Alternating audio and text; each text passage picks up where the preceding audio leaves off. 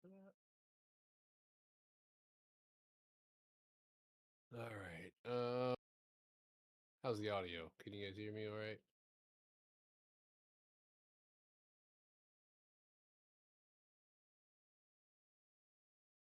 Good.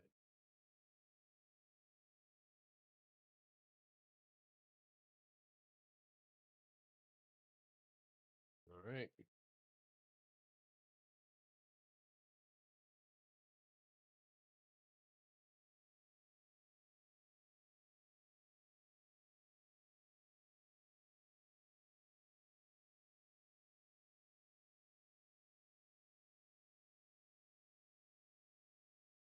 All right. So let's let's go ahead and pick up where we left off, and we'll go ahead and jump straight in here.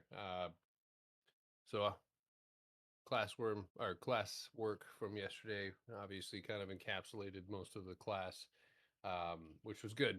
I'm glad we were able to kind of get everybody, for the most part, caught up. But we got to go over the cost basis, right?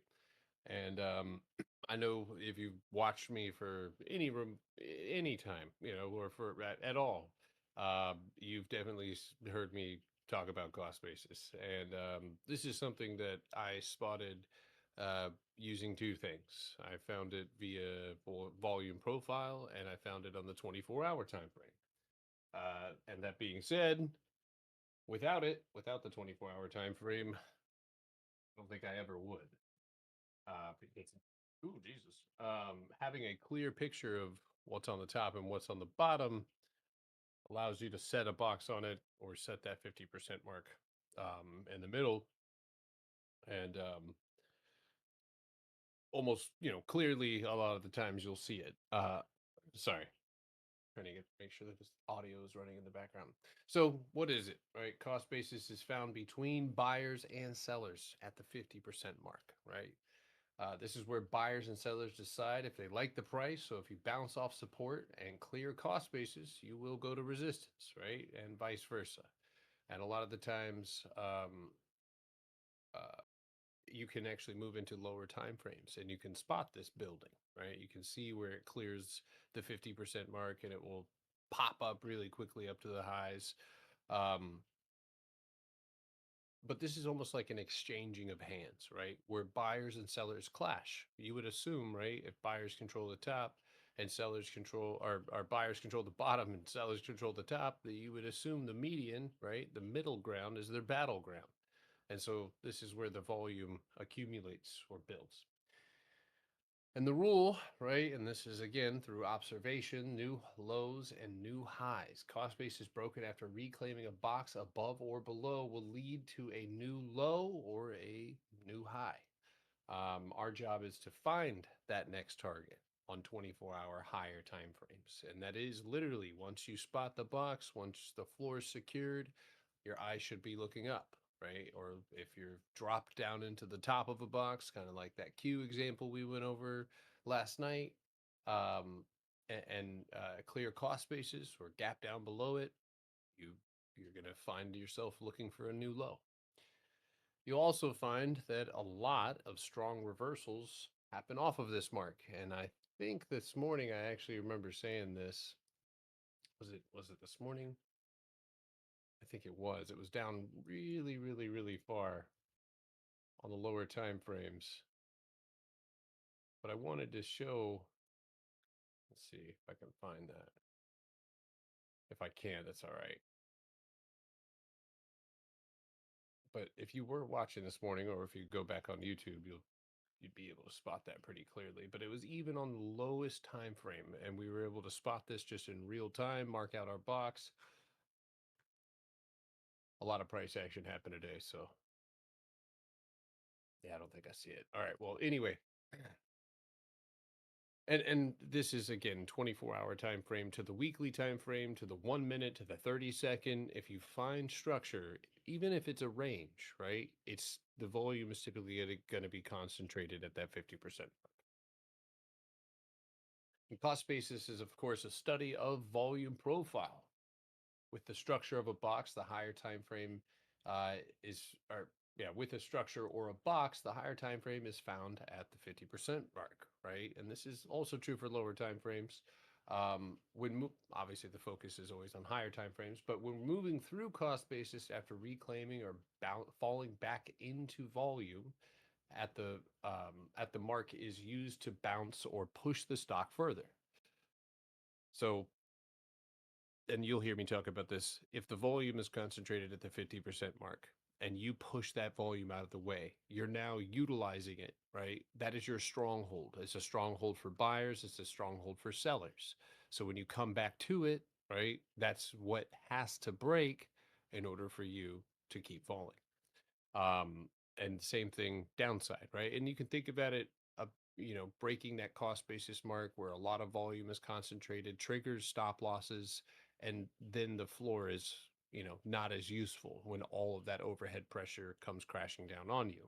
Or if you're looking at it to the upside, right, you have sellers defending that floor and their stop losses get triggered, which then, of course, cost basis being the concentration of where that volume is at, that's where we distribute or squeeze out sellers. And that concept of short squeezes happens.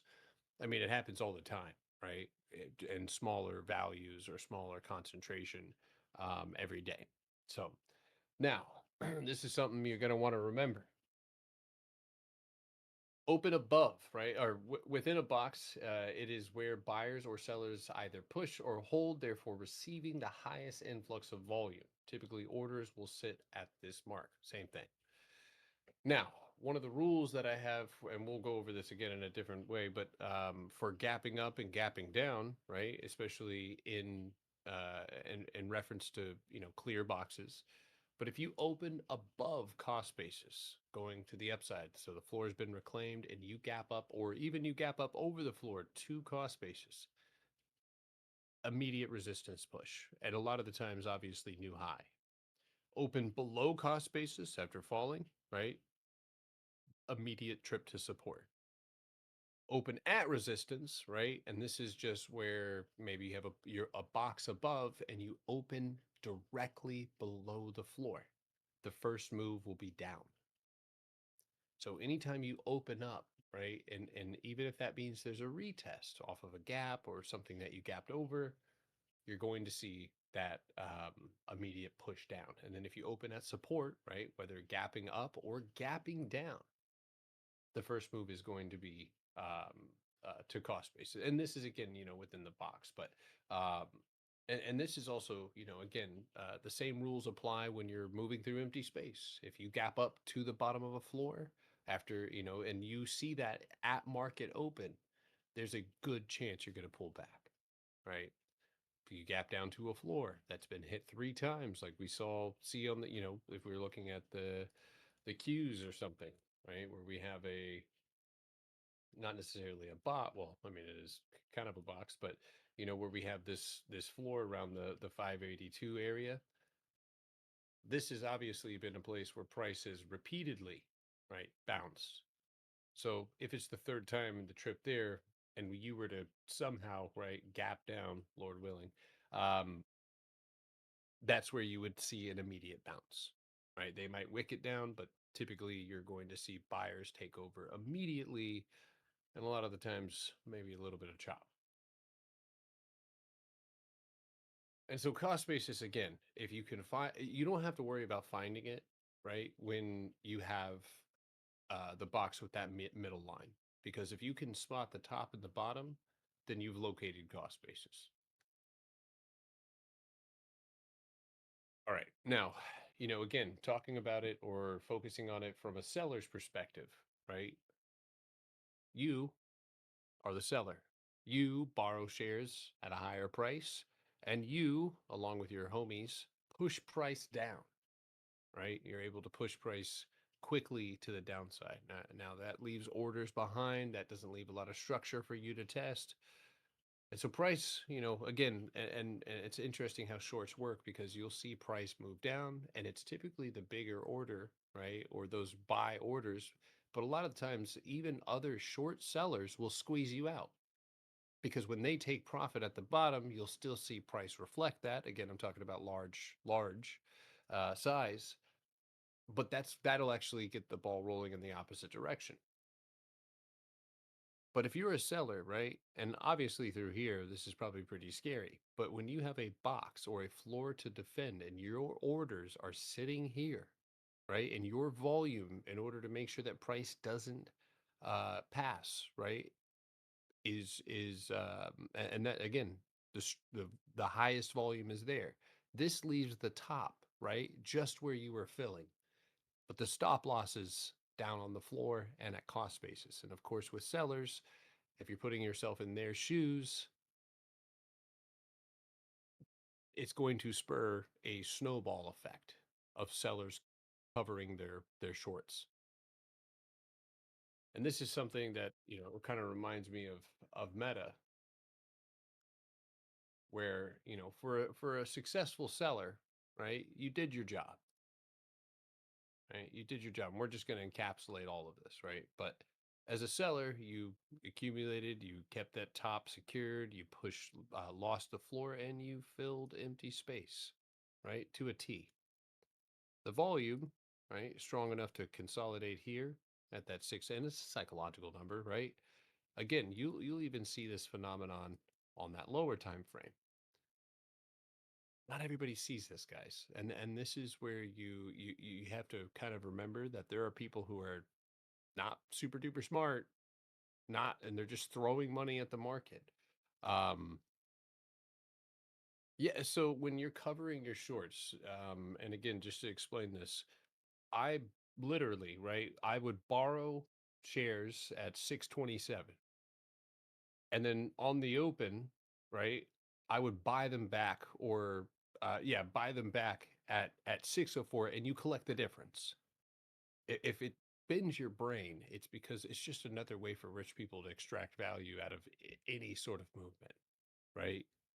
um and there it does get there's a lot of weird rules that come with shorting, and sometimes, obviously you need collateral. Most of it's done on margin, and that's why short squeezes occur anyway, because when the bank comes a calling, because you borrowed their shares and now they're in a bad position, you're going to need to provide more collateral, or you're going to have to get out.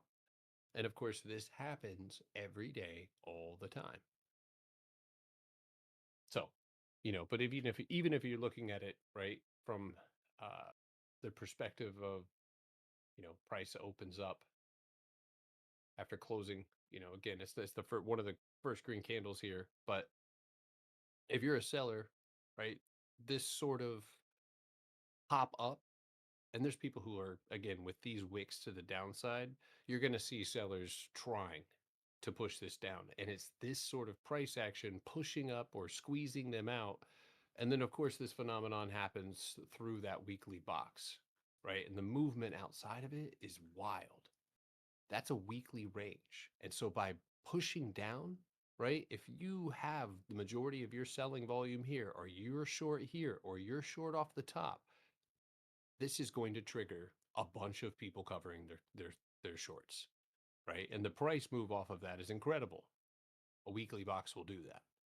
A weekly box like this will do it, without even, it, because even inside of a box coming off the bottom, there's still a battle inside of that range for sellers to try to keep price down. The longer it consolidates, a lot of the times the quicker it'll move.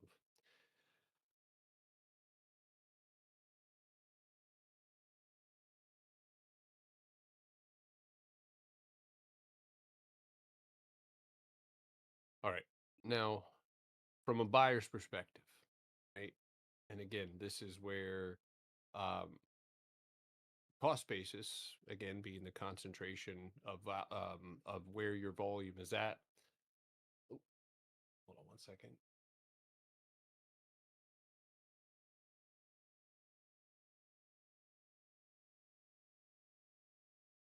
Okay. Damn. I had that going the whole time. Shit. Alex, you're recording, right? Or Ivy, sorry, you're recording, right?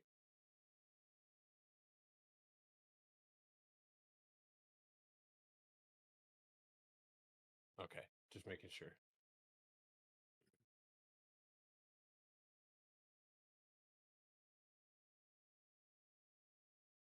All right. So when you're consolidating, when you're building a box, and the concentration of your orders is going to be obviously off of the floor and off of that median, right? This is where you're going to get win. This is where you win and where those buy orders take over and start pushing these sellers out. As a buyer, right? If you're again, your volume is here, and I think you guys are, as far as cost base is concerned, if you've heard me talk about it at all, right? This is just another word for a lot of the times where stop losses are, right? Or where sellers end up controlling that price and then driving it through here. You're going to again spill that volume, trigger stop losses, and at that point, you've already buyers weren't able to pull you back up on top of that box, and this is where you see price move down. Obviously, in this example, this is where you come back, and I use the mountain climbing a lot of the times when we're looking at lower time frames. I use a mountain climbing analogy, right? And price will build. This is where you're setting volume behind you or supplies behind you, if you're looking at it from that perspective, in order for you to make it to that next base camp. That next base camp being a floor, being the bottom of a box, being uh, pretty much either one of those two, right? An imbalance maybe.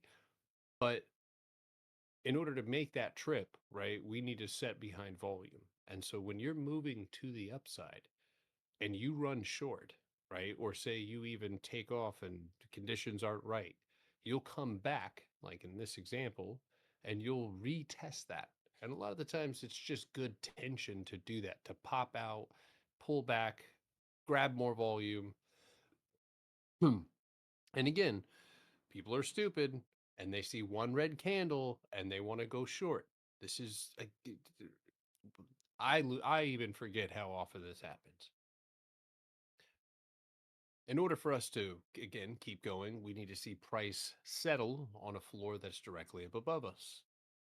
So, us moving up and us not being able to grab that floor means we don't have enough, right? We don't have enough energy, we don't have enough volume, and price is just not being accepted there. So, one of the first areas that you'll look down to, right, is the top of your box. And if that fails, the median, right, the middle. And this will happen when you're watching price fast. And I don't mind, I hope you guys do look down on lower time frames, as 1 minute, 30 second. And I don't want you to necessarily trade it. I want you to watch it and chart it, because you in a way get to see these ideas or these this price action happen quickly. And again, I don't want you don't need to be trading it or basing your trades off of it, but a lot of the times, and again, these are examples that you can go watch back on some of the YouTubes that we've done, YouTube lives, or even the last workshop. We were able to kind of narrate that, and so I encourage you guys to go and find lower time frame, 1 minute, 5 minute during market hours, and watch price action, and watch how again you'll establish a range, drop your box, and then if price does end up moving up, right, or moving down, watch for that retest or watch for how price reacts off of that 50% mark. What time frame again? Yeah, I mean, is futures aren't open right now, right? I think they just closed. I'm not sure. I don't. Is it open? No, it's closed. Yeah, yeah. So I was gonna say if it was open, crypto might be open, right?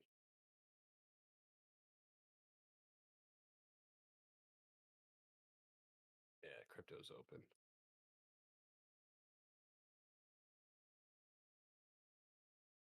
So you could do things like, yeah, and it's not necessarily a box, but damn, if that wasn't perfect, right? So even if it's just a bounce, right?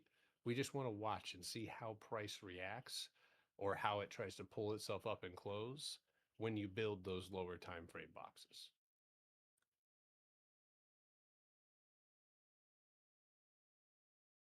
This one I'm counting here, one, two, and then you take right off.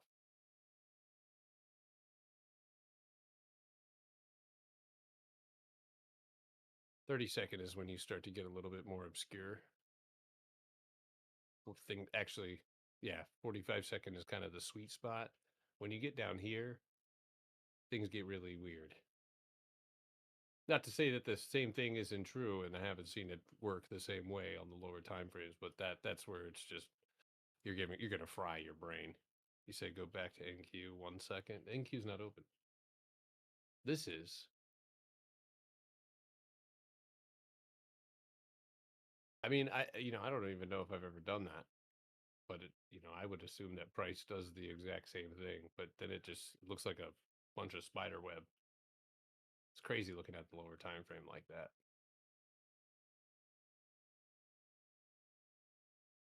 But yeah, I would encourage you guys to go obviously on stock, or even if it is crypto or if it's futures. I would go down into those lower time frames and find real boxes. That's two off the bottom, but not necessarily a box. Um, ugh, God, this is gross. Range, range, range. That's a box, right? That's good. Range, range. That's when something gets kind of, again, this is the 1 minute, but that's when something gets kind of borderline untradeable.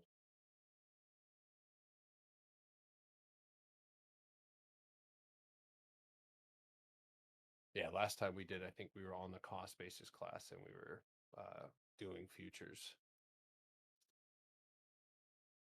All right. So again, right, and we're gonna go through your guys' charts, and again, I'm gonna try to keep this class relatively short for you guys, but I want you guys to kind of understand what's happening to both buyers and sellers, right? If you're pushing price up and you see, right, you're putting orders in to secure that floor, cost basis holds. This is where, of course,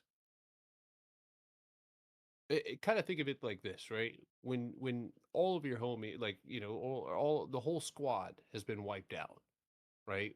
Which would be the 50% mark. There is no defense left, and so this floor at that point only serves as a stop loss for sellers. Putting sellers in control at the top of your box and then giving way to the volume that's concentrated at the middle distributes all of those, again, buyers, and pushes them lower. Now we do see price on this candle on the 30-minute retrace down. Again, it's a lower time frame. This is a 30-minute box. This bounces up, retests the structure that it lost that morning, and then ends up driving through that box down. Would a good entry be when the red candle opens below the green candle? Red candle opens below the green candle. Are there more boxes on lower time frames than daily? Everything is made of boxes. Every move is made of a range, or it starts with a range or a box, right? Every move on every time frame. Maybe not the 1 second. But so one of the best places to short is, yes, through cost basis on a candle close. Um, I'm one of those people who kind of, if I can get a stop loss, like kind of again, but going back to that Q example that we talked about, but like if I can get a stop loss at the top of the box after prices retrace down, it doesn't respond to cost basis or chops cost basis up. All right, maybe I'll grab it there. So, um, no other place. No, the other right here. Yeah, a retest and then this candle shifting down. Yeah, that would have. Yeah, you could. I mean, if I'm not mistaken, is that not the first green candle to your left? Right? You wick that. I'm telling you guys, you're gonna start seeing that everywhere, and that's really, really key. Even on the lowest time frame, it represents buy orders, or which is something that sellers are going to defend.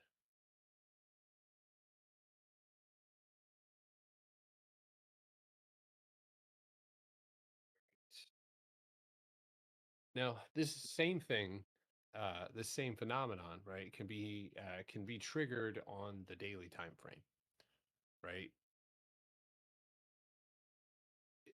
Aga if you, again, put yourself in the shoes of a buyer, just a regular non, uh, uh, what do you wanna call it? Basically non, there's no discretion, there's no, analysis, right? They're kinda either, A, just, throwing money at the market, but when we see even price climb up into a box, right? And I get this question a lot, like, is this box done? And the box isn't done, but the same wall, right? Is that top underneath that floor? Yes.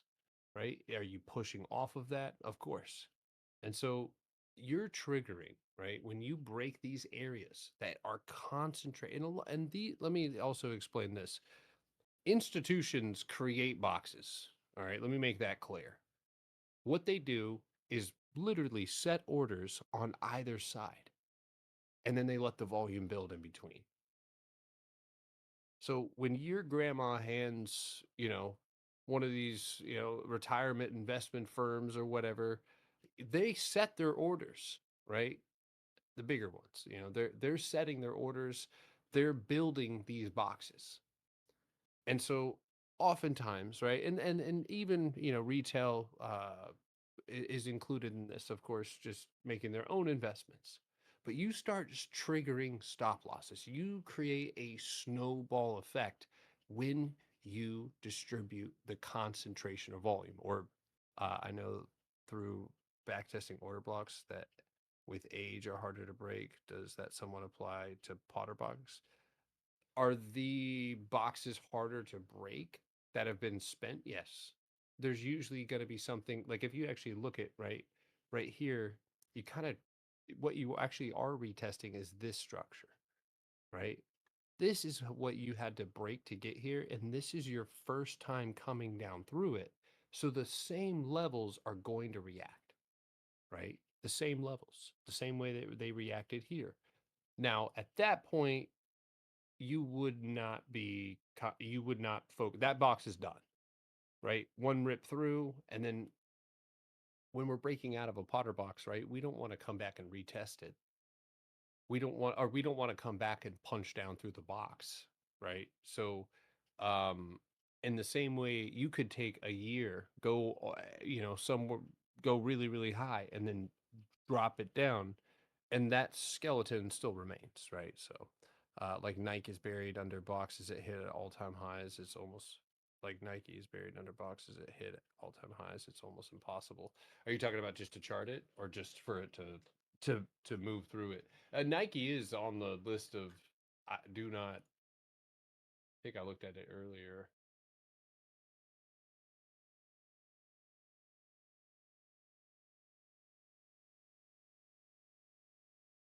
Mistaken.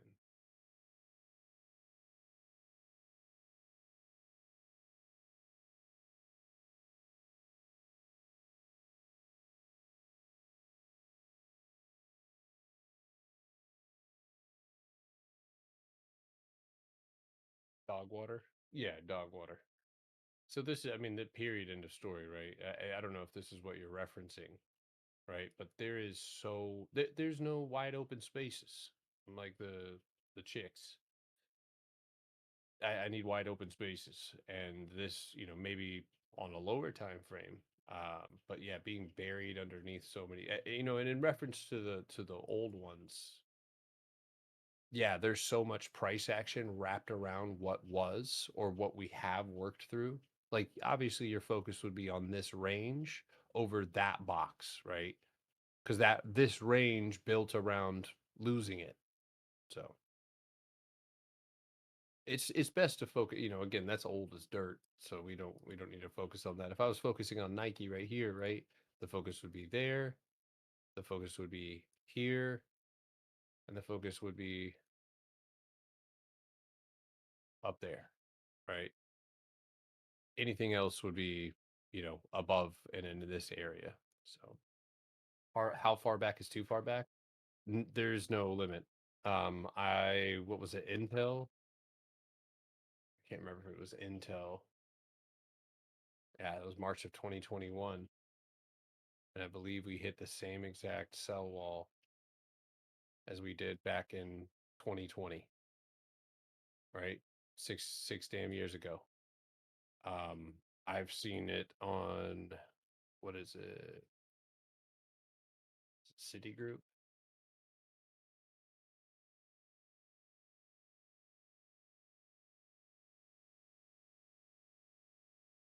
Yeah, I believe it was Citigroup or one of the banks that it was on the 24-hour as well.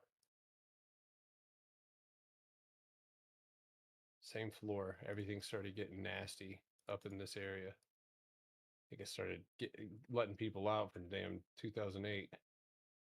Look,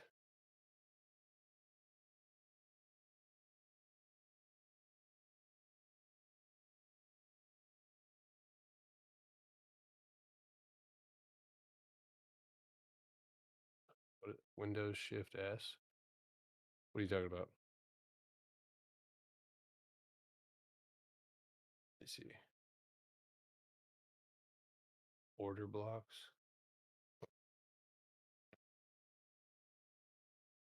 Uh, yeah.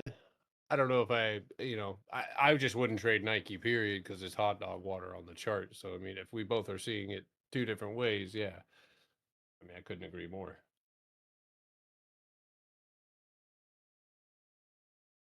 I mean, again, it's just that's my weight up. But again, what you were saying about age, right? This is fucking 2008. You know what I mean? So, like, dude, that's I don't care how old it is. It could be from 1995.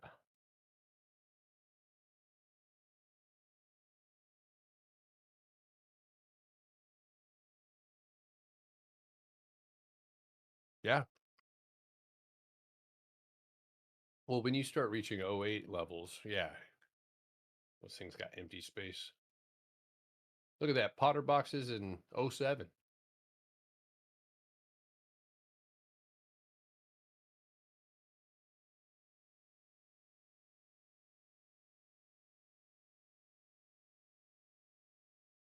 Juicy. Get some candles opening at cost basis, but bam, explosion right off of that distribution of volume.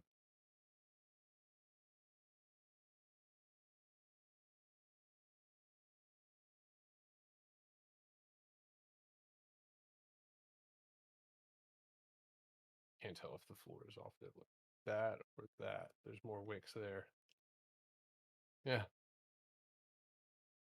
I was working at my 5th year of 1 year probation. Look at the weekly. Wow, on Citigroup. Oh, beautiful. Look how pretty that is. Yeah, it's a beautiful box. And you know what? One, two, three. One, two, you're free. It's crazy. Trust me, I've gone back and I've tested it. It works. That's got to be off somewhere.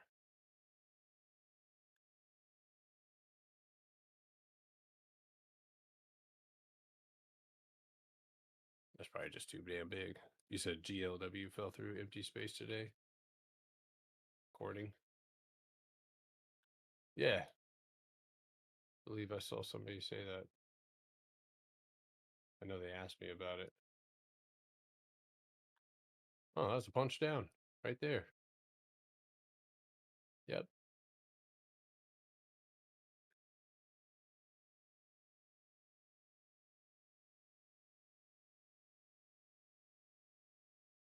Look at the response. Up, tries to hold, is not able to reverse its candle. Second candle opens up underneath control. And you did all this in pre-market, I believe. Yeah, you did. So I'd reckon,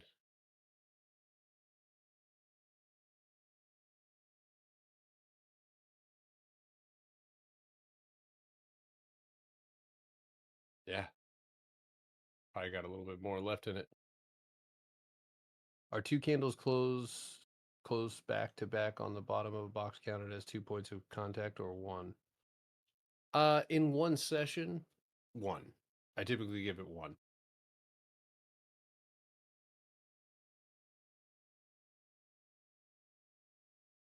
All right. Now, yeah, range.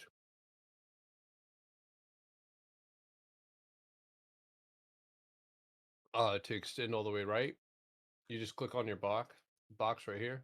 It'll literally be the style extend right. Keeping right on it.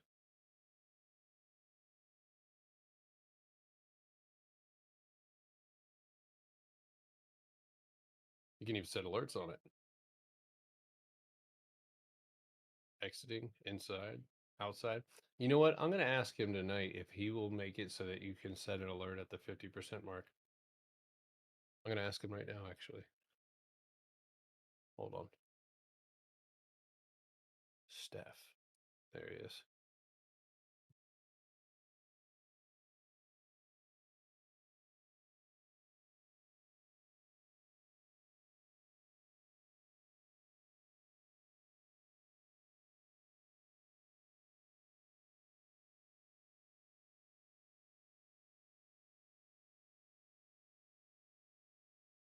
All right. I just asked him. See if he gets back to me. I actually think that'd be a great idea to have the 50% markable box actually trigger. All right. Now,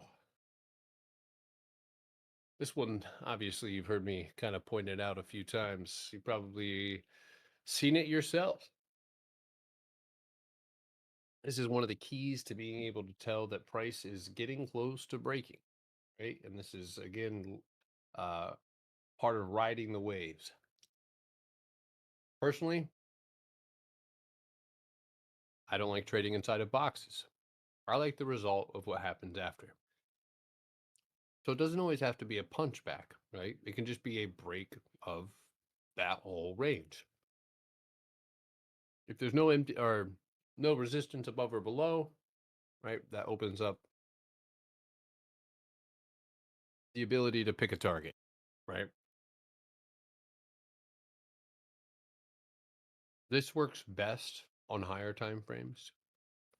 I don't even know if I want to say that. I mean,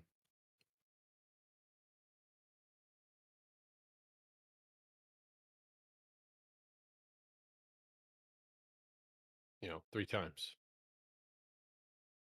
And, that's why I suspect that, potentially opening on futures, uh, if we punch through this overnight, we'll be at a retest of 254 or 253.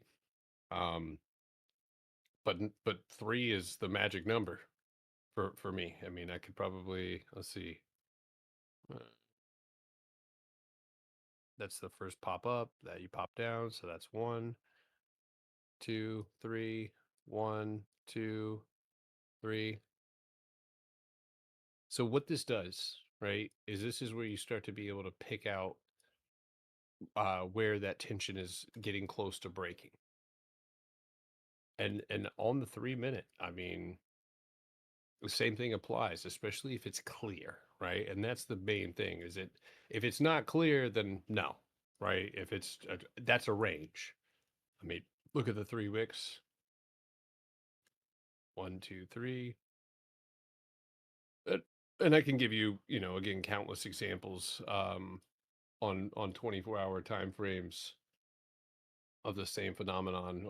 NVIDIA's usually pretty clear um, in its rotations, or at least it has been, in the last couple of years. Just gotta pick a place. You can already see the 1, 2, 3, right, or 1, 2, 3.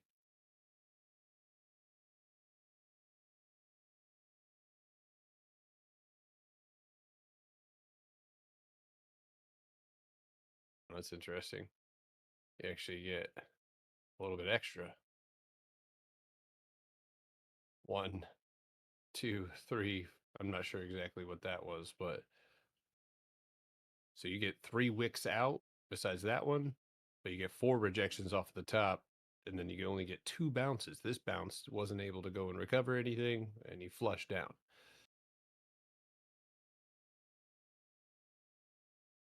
What if the wick breaks the base on the 3 waves, but then goes up? Does this still count? Uh, yeah, yeah, for the most part, as long as it pulls itself back up, yes. Here's 3 right here. 1, 2, 3, and again, a clear box. I'm just trying to look at random places so that way, again, once you start seeing it, kind of keep happening. And again, the only like if you zoom in on these areas, right? A lot of the times, even if yeah, but it's actually really interesting here because you have one, two, one, price whips down, hits that wick, same price. Wow. Pulls back down, and then actually does go on that third third wick out. Now that's up at the highs and it fails, but one, two, three. I could probably pick a clearer stock, but this is one of the harder ones, so I'm trying to again point it out.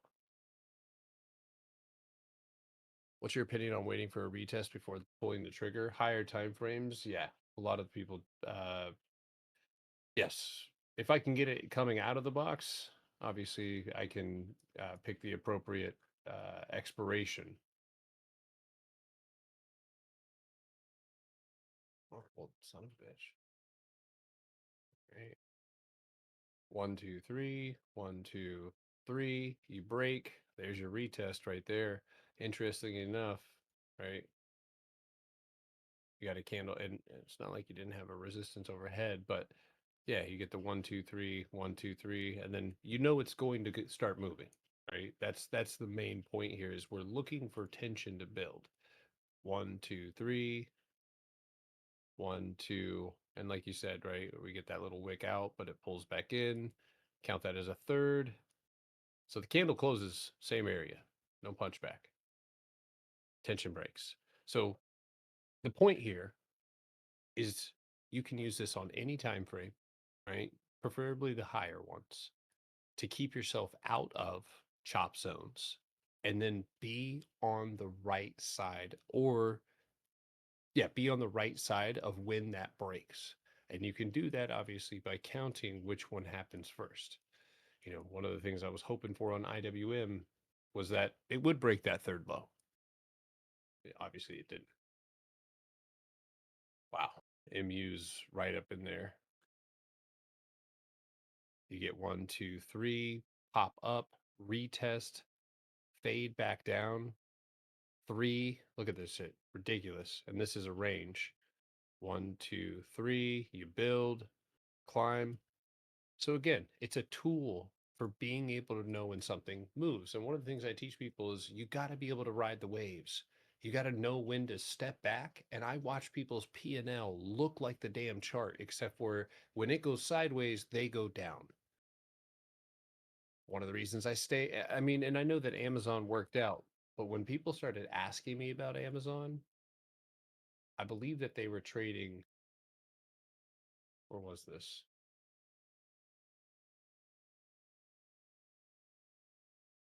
I think it was in here. I can't remember where that was. It Amazon or was it AMD? But the same thing, right? It's like they were, it might have been in here. That's 3 days. Yeah. So it was after these 3 days. Now let's see what happens if I zoom in.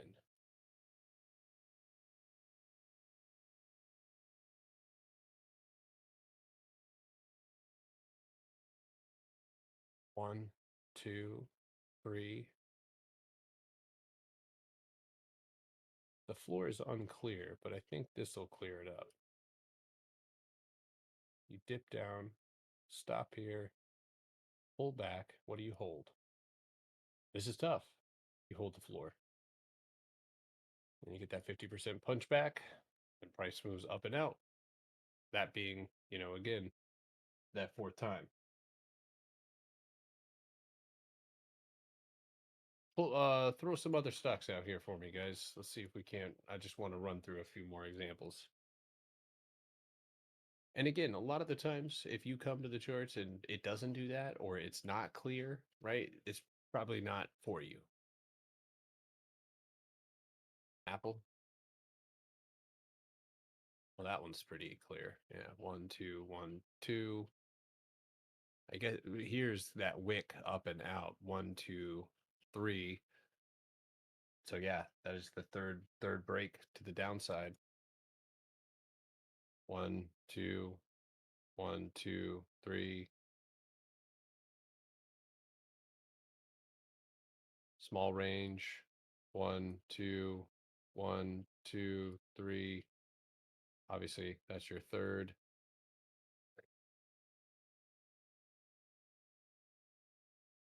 Two off the bottom, one off the top. That obviously doesn't count.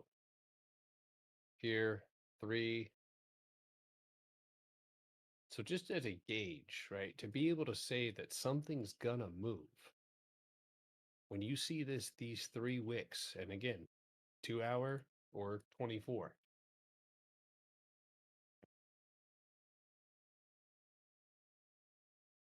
watch this, right? So one, two, three, easy.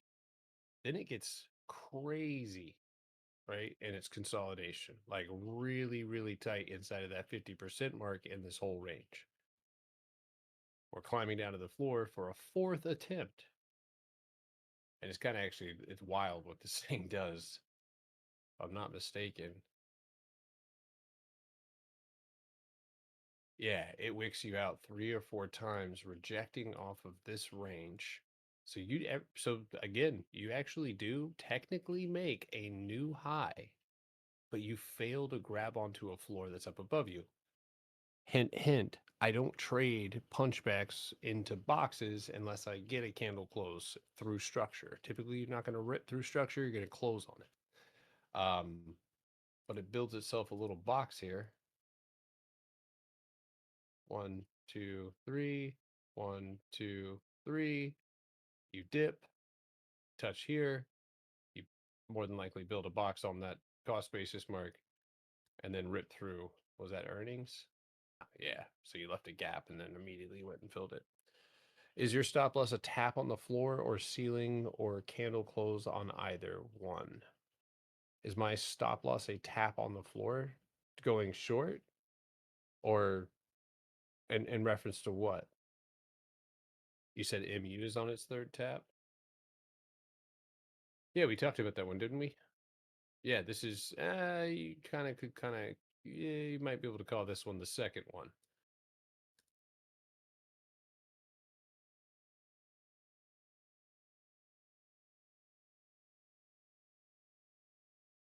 That one's crazy.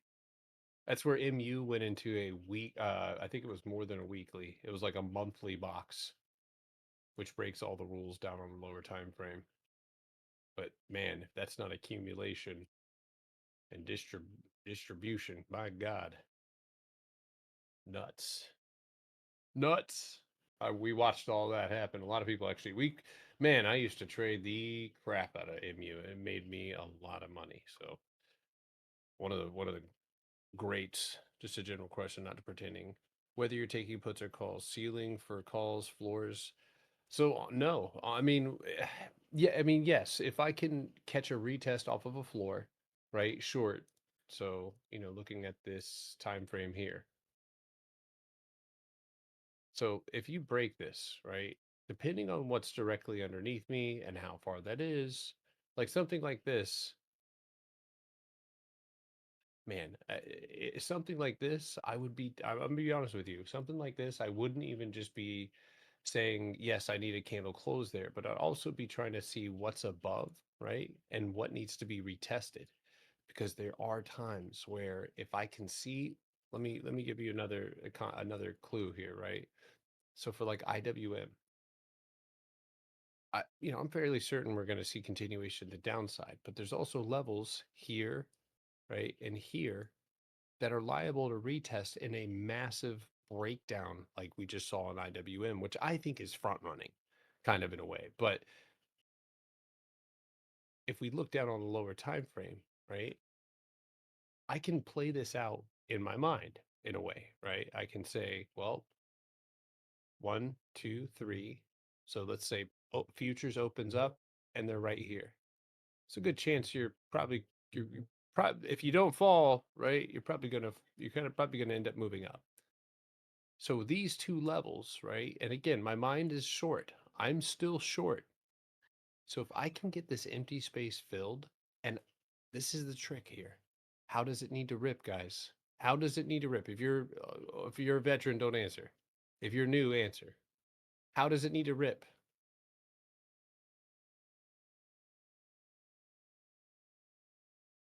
All right, then you guys got it, right?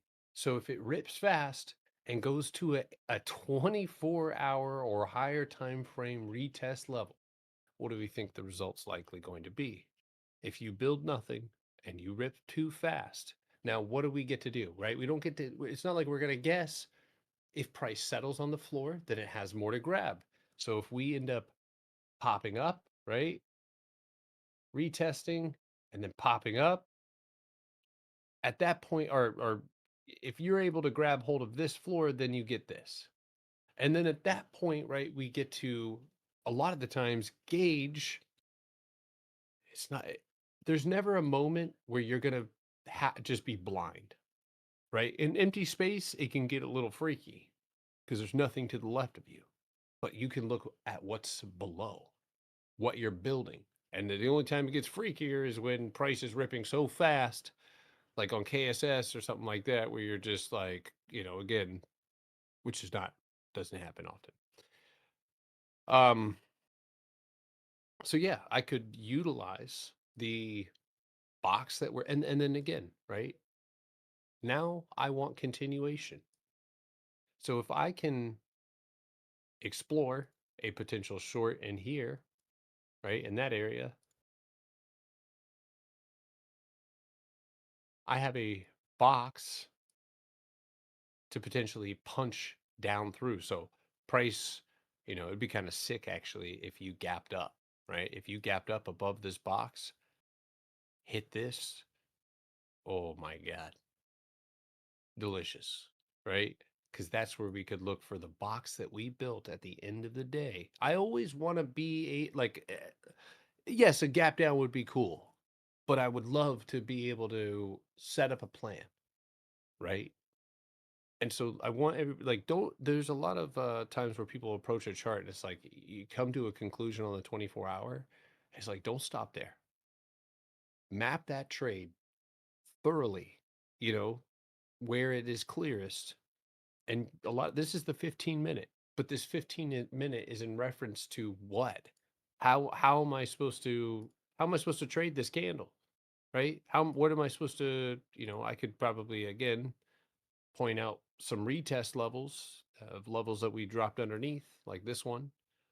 But other than that, do you feel like the 24-hour trading will affect closings? I think, I mean, if it includes options, then I'm not mad about that, dude. You mean I don't get stopped out overnight?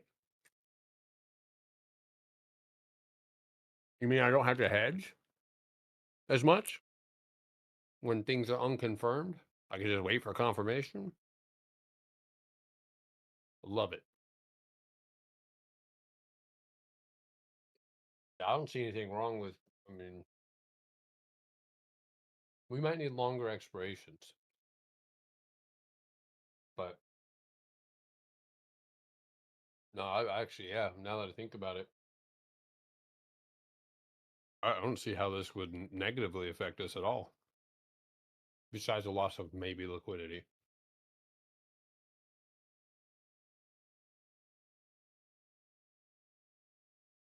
Wait, you're telling me you're going to give me an opportunity to trade earnings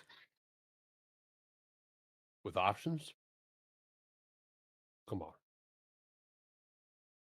Come on now.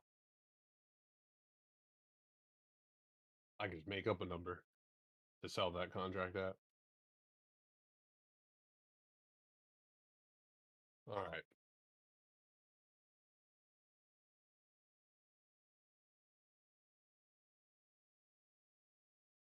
Yeah, loss of sleep. My issue for the longest wasn't my stop loss. It used to be to wait if it's a tap on cost basis, but I was bleeding slowly. My swinging mindset told me to let the trade breathe a bit. wait for its tap on cost basis, like going to the downside or either side.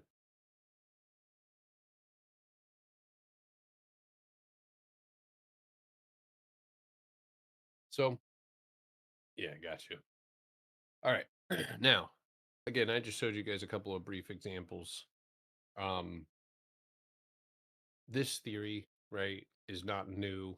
I'm not the first person to spot this.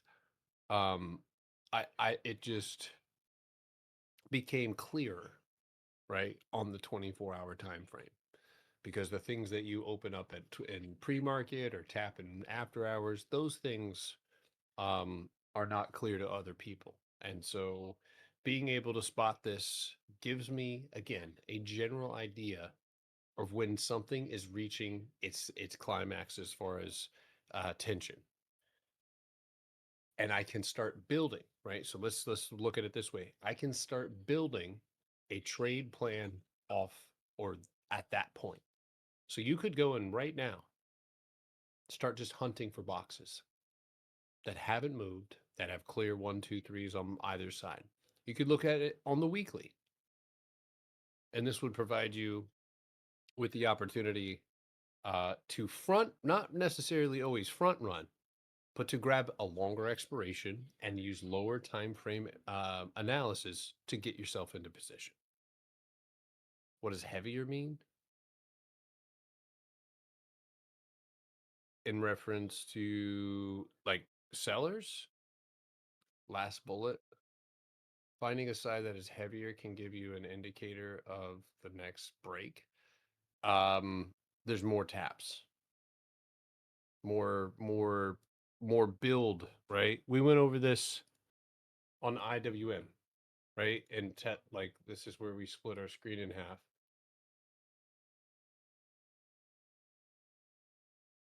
I gotta turn my damn light off so people see my fucking room.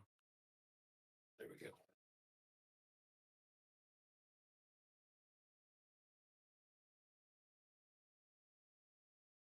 Sometimes it's clear, right? This is just about as clear of an example as I can give you, right?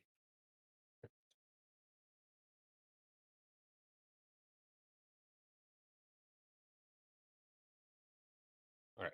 So look at these two things, right? In the same way. And when you line them up like this, right, what you'll notice is the big bounces, right? And I might be actually be able to invert the scale.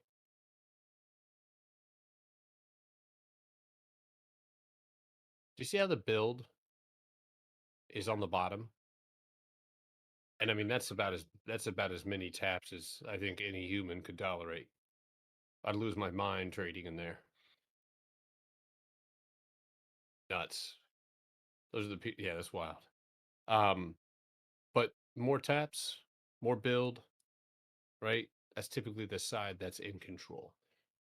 That's typically the side that has the strength. They're building their bases at the highs, right? Or in this case, at the lows. So the 333 waves, right? A study of Elliott wave, pulses, ACBD, right? But simple concept when applied to my strategy. Applied in trend or a box, right? We are quite simply looking for either three off the top, two off the bottom. So when it's tapping all over the place, don't trade it. That's a yeah. If it's not clear, right? Like that right there, not clear. It's not. It's not. Not until you get a candle close below those wicks, right? And you don't get it. You actually pop up, retest, and then you get one candle close. Look at this. One candle close at the wick, lower than any other candle, and you proceed to flush. That's when people get so antsy. It's like, don't nah, yeah, some things are gonna run without you. But a lot of things are going to open up and do what they're going to close, especially when trend resumes. And one thing that has made this last month so hard on people is there's been no trend, right? There's been no trend, no trend. this has probably been the hardest, right? For me included. Now, I've been able to slip in and out, typically staying out of candles that are in range. And, if a lower time frame setup appeared, then awesome. But this is, again, price is going to pick a direction and eventually start moving in that direction and hold it. And that's that's where, again, if you're a box trader, the rule is we typically don't trade in boxes, and that's damn sure exactly where we are at on most things. Um, so yeah, if there's wicks all over the place, it's not clear. I mean, I can't tell you how many charts, apply to that just they do not provide clarity. They're not one, two, three. And those are, I mean, those are the easier, the clearer the chart is, the better. What was the one that I saw today? Was it Joby? I don't know if that was it.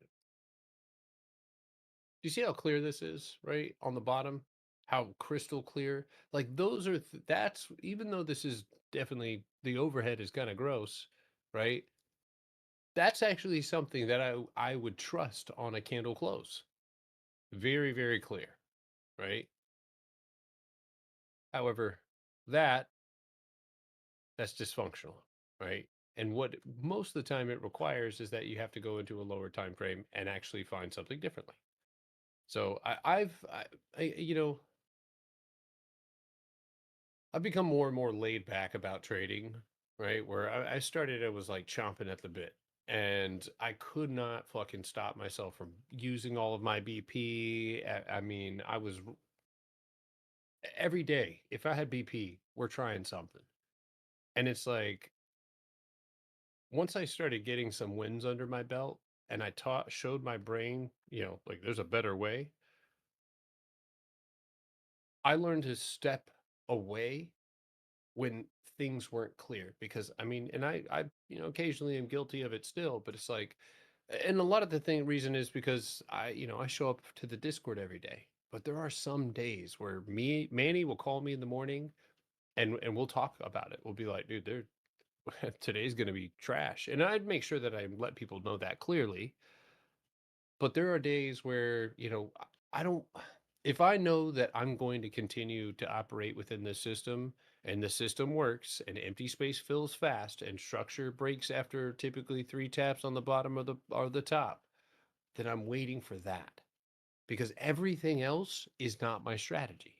And that's a tough pill to swallow because there's a lot of stocks that, move cool, but don't look good.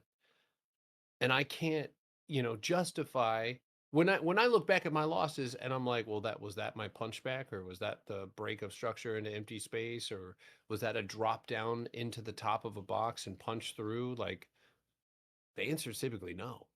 I'm speculating. I've taken a bunch of little scrapes on IWM and the Qs.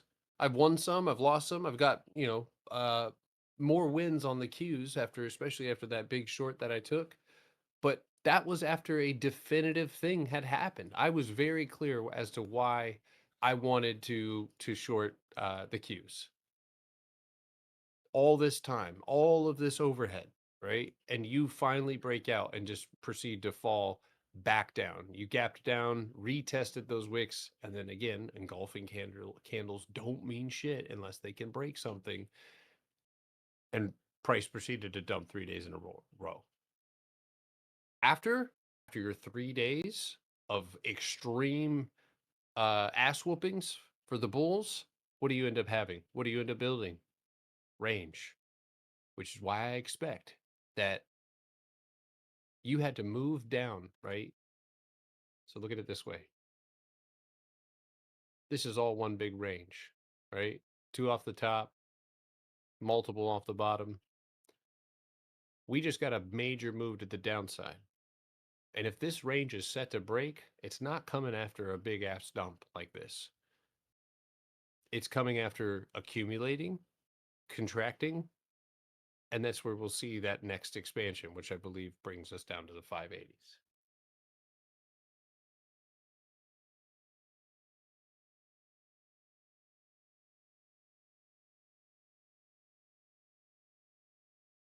Mark Interview, one of the USC, maybe one the USIC being out of the market more than half of the year on one of his two championships. Listen, you got to be suave about it. And I've learned the more chill I am about this shit, the more I make. Because and to your point, I know there was two dudes. There's one dude who owned like this crazy shipping service, international shipping service, and he showed up 1 week, right? 1 week in like a 3 month period. Do I sometimes jump the gun because of the time you have trading in the market? Instinctually, sometimes, yeah. Yeah. I mean, you get good at this shit. You know what I mean? You start to feel, there's some days I don't feel connected. I'm tired. It's usually some exterior variable that's got me, fucked up. But in reality, when things are clear, and price is moving the right, I mean, one of my favorite ways to front run something is when price whips down and then pulls itself back up on the floor. Oh, dude, I'll front run the shit out of that because I'll use that floor as a place as a stop loss. But and while I sit here, with a $80,000 trading account, and I'm using $200 or $300, right, to speculate on a Q bounce or something like that, right? That's pennies in the bucket. When I'm actually taking a position, it's a break of structure. And that's where I take these big leaps forward. It's nice to make a stack or two, right, off of a $500, $600, $1,000 trade.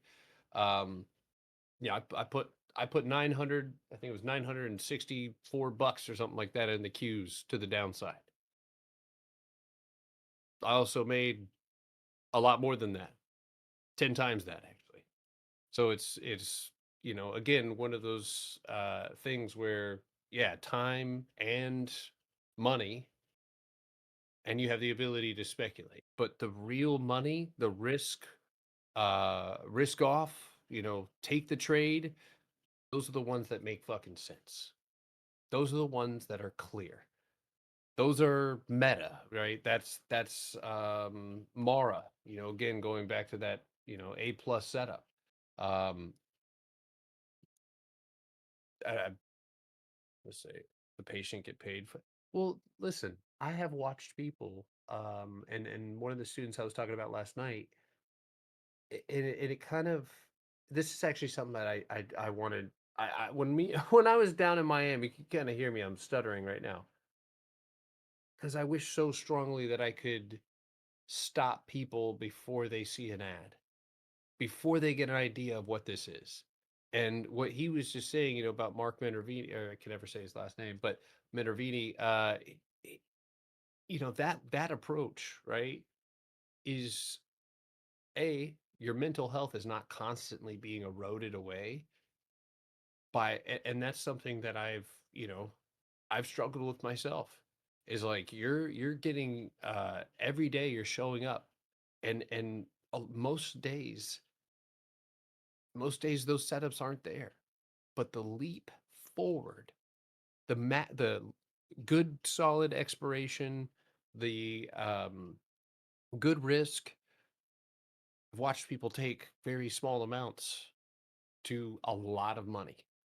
And it's then after that they get all, and this is a cycle that plagues, I think, 90% of people. You make money, you feel free, you start going crazy, and then you blow it. You have no accountability. You give it all back. And it happens every time. And it's like, man, if I could just get you to be a little bit more suave, a little bit more chill. Like, hey, you did it. Good job. Now, what did you do right? What are you looking for now? But you pull your bat out again after just hitting a fucking grand slam. Like, the game's won, dude. Like, now you need to start looking at the next one. And less is more. Less is more. And I would say that, to a degree, I'm still learning that. I'm still, but I've now taken, a lot over the last, especially 3 years. I load into the things that make sense, and I allow myself to speculate. But I've also caught myself speculating enough for me to start grimacing at how much I had lost. Nah, chill, bro. You know what you literally created a box. You know exactly what you're looking for. What are you doing? I got to fight the human inside of me too. But the bigger moves, right, are off of the 24-hour time frame. And those 24-hour moves, right, they take a while to cook.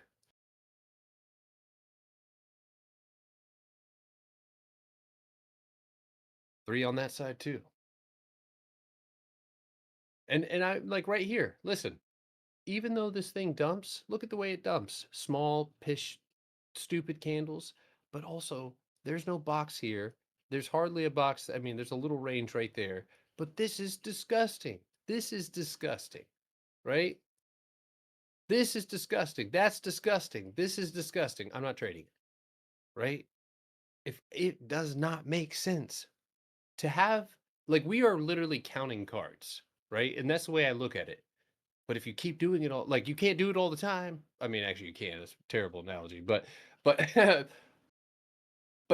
you're you have the ability in certain time frames and in a specific setup that, yes, does happen all the time, and yes, it is how the market moves on lower time frames. But the lower time frames are faster. The lower time frames are harder. The lower time frames reel you into buying shorter expiration contracts. And so it's a real blender. So when you take those big leaps forward, like imagine you're somebody trading IWM. This might be the first candle that you look at actually taking a short. That's the first break of range since when? February 2nd, a month ago. So a month of consolidation, right? And now we get moving. Do I roll my options or let them run and close? I rolled IWM options today. But yes, I do roll my options or just buy, sell, and then buy back a farther out strike. Yes. Yes. How do you not start to doubt yourself as your P&L fluctuate on a swing? As my P&L fluctuates on my swing? Oh, dude, that is always going to be by what is above and what is below. Problem solving. I mean, think about it in relation to real life. Does screaming or, looking at what you're losing help, or does doing something and solving the problem? Yeah, you're on my unright. Listen, that has always been a head trip for me, right? And I've realized that, it is the more I can clarify, right? The more and you guys, again, if you're in on live with me, you've guys seen me do this. And the moments where you hear me narrating and watching price action that quickly, that is me easing my anxiety. That is me actively telling myself that it's okay. That we're good. We're good, bro. Okay, we fell fast. That's fine. But I also will say this, I don't watch my P&L unless I know I'm in a contract that can't afford it's 320, right? I can't afford to let this contract fall. But taking my trade from point A to point B, and then this is just the reason that I'm able to hold too is because of all of the pain of not holding, of watching all of my trade, of making bullshit excuses like, oh, well, green is green, profit is profit. No, dude, you just said that this stock was going to go that far, and then you traded 10% of it, and you're trying to pat yourself on the back. Loser. No. And I'm a little hard on myself. Just a little glimpse into my brain. Yeah, that's unfucking acceptable. How are you going to be calling pinpoint price targets? You know what I'm saying? And then profit is profit. Man, can it? Shut your mouth. Do better. Figure it out. Take a better expiration. Maybe you never need to trade 0 dates still, or maybe you never need to trade a week out, only 2 weeks out, period.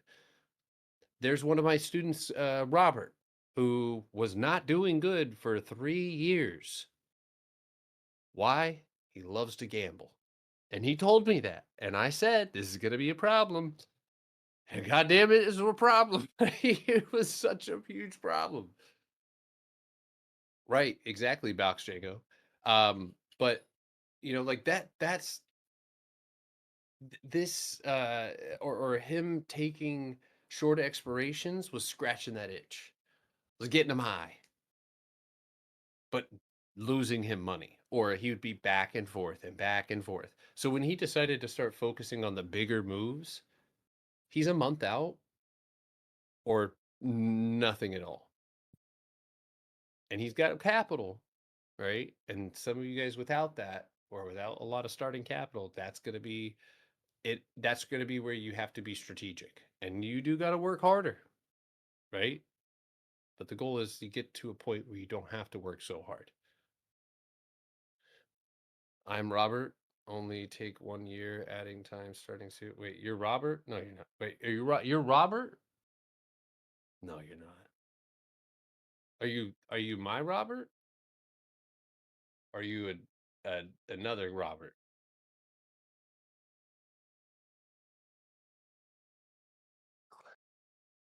Spiritually he is. I am a gambler. Only take 1 year. Also a Robert. Yeah, but I need to know, are you the Robert? Same habits. Okay. Not the Roberts. All right. If your name is Robert and you are a gambler, please let me know now. I was a JIT teaching too, had to focus on the 24 hour. Well, I mean, this is where you got to make a decision between whether this is a game, right? If this is something that you're flirting around with, or if like you actually, I mean, you got to lock in. You got to fucking lock in. There's no other way to do it. You have to fight the human inside of you. I mean, straight up. Um, it is Chad, again, told you guys this, but trading changed my life, and not just because of money. It changed my life because I had to develop skills that life, I mean, impulse. You want to talk about impulses? You can order whatever the fuck you want whenever you want it, and probably have it to your door within 48 hours. We live in a world of instant gratification. We live in a world where you can scroll on your phone and see what you want to see, and then like laugh and then see places being bombed. Like there's so much. You can, I mean, I'm guilty of it too. I don't do a whole lot of meal prepping, so I do some door dashing, right? But I also, you know, I've dealt with my issues with shut up orders. Yeah, I'm part of the GDP for DoorDash. But no, that we and I'm not saying you have to stop these things and you should judge yourself if you do, but I'm saying that there's in trading and in life, right? If you're impulsive, if you see something on the internet and then immediately, react to it, dudes probably know what I'm talking about. You're impulsive. If you can't quit smoking, but you really want to, you lack the discipline, or you need to separate yourself from that. But these are things that um, we have to categorize what we're doing here as a real thing, as a real job. That yes, there is infinite. I mean, it's almost like working at a gold, like at a bank, I guess, if you will. Like there's money all around you, but you can only take what you're given.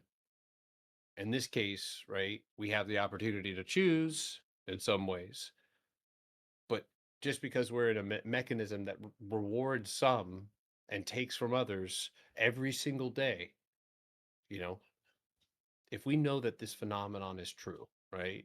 And if that's really the question that you ask yourself is like, is the punchback in its, glory true? And when we can come to a conclusion, right, and say, well, yeah, the higher time frame gives us 3 days or 2 days of solid price action, I know when to trade.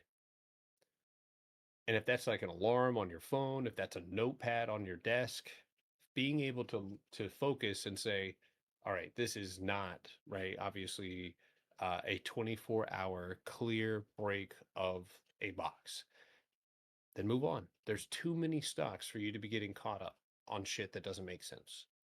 And I think me taking so let me also explain this. Me not doing the news, me not doing flow, me not uh trying to worry about that company's money and the news that are deals that it's doing, took a lot of the impulsivity, right? A lot, or even the EMAs, and then my refusal to acknowledge it, right, was really me. I mean, because I fell for it on pens recently. I fell for it on pens. It got me again. But have this, again, I don't want any variables. And when I let one in that doesn't have anything to do with the chart, and I think the only reason I did end up doing something with pins is because it kind of had a decent chart setup, but I never got a break that I was looking for. Right? I never got a break for the over the top. It was like I'll show you actually. Got me here.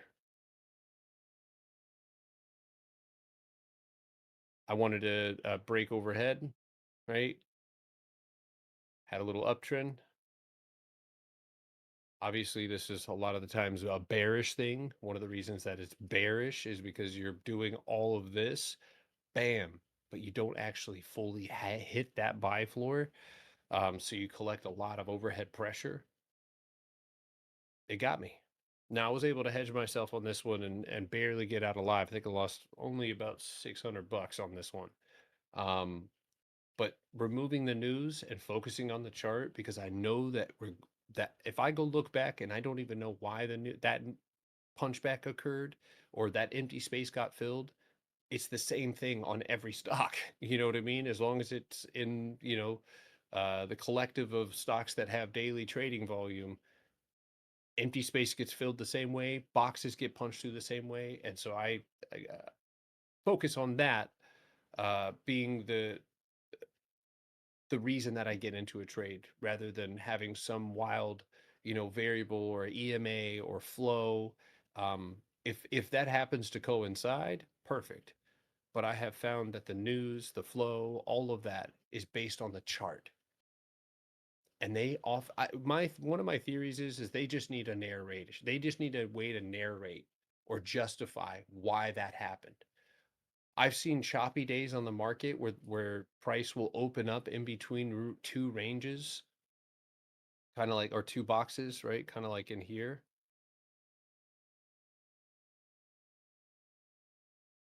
It's a range, by the way, right? You open up in between two ranges, one of the worst places to trade.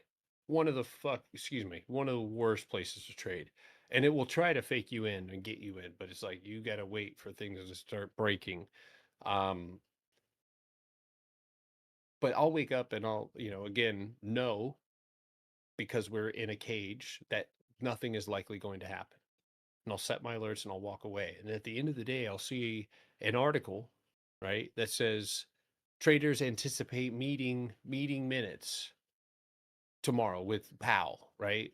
The meeting minutes isn't anything but a fucking recap. Excuse my language, sorry. But it's nothing but a recap. So it's like that doesn't really have anything to do with it.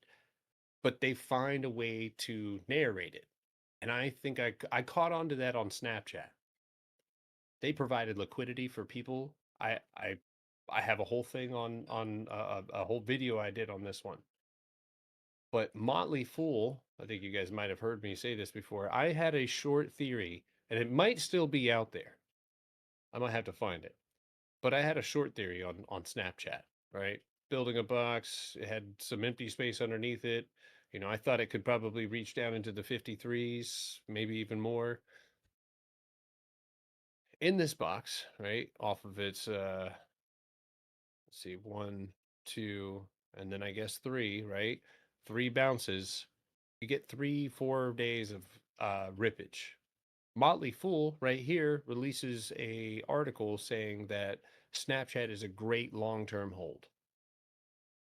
Motley Fool, renowned, right? Apparently, again, I think it's in the name, Motley Fool. It sounds hilarious, but they convince people that this is what's going to happen, right?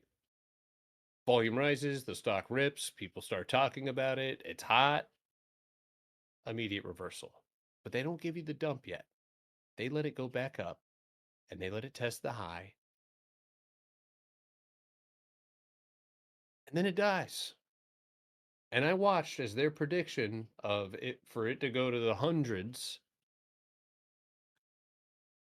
end up going down to the fours and more, obviously. They snapped. And when I tell you that oh my God, they killed so many people. I saw that there was this oh man, it makes my stomach sick. There's an immigrant. He'd been here for 2 years. His father had passed away, left him an inheritance. I'm sure you can tell where this story is going. And he was like, that was it, right? That was the article. The I think there was like a couple of deals or something like that were potentially up in the air. And again, this didn't happen while I knew him. He lost all of it. I mean, basically all of it, right? I mean, most of the inheritance that he put in there was gone. And so he didn't have any cushion to maybe build a business or open up something small or, or trade with a little bit of risk. It was like that article or, the main consensus was, and here's the fucked things, right?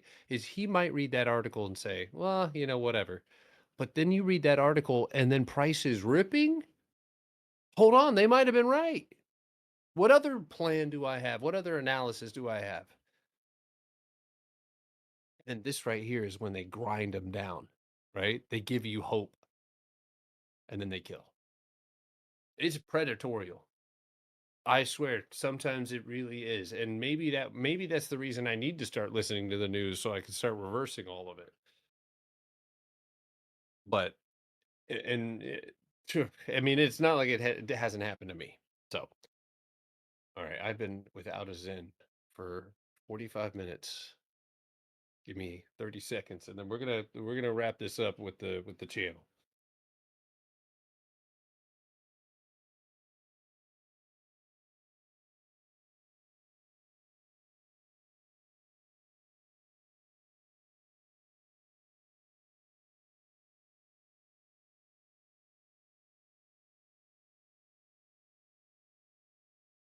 Where are my Zens?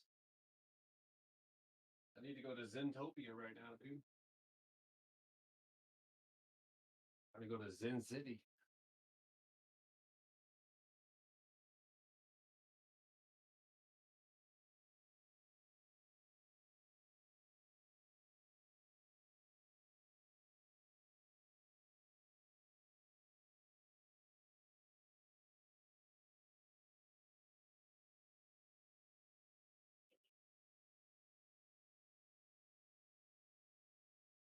Oh, must be a former baseball player.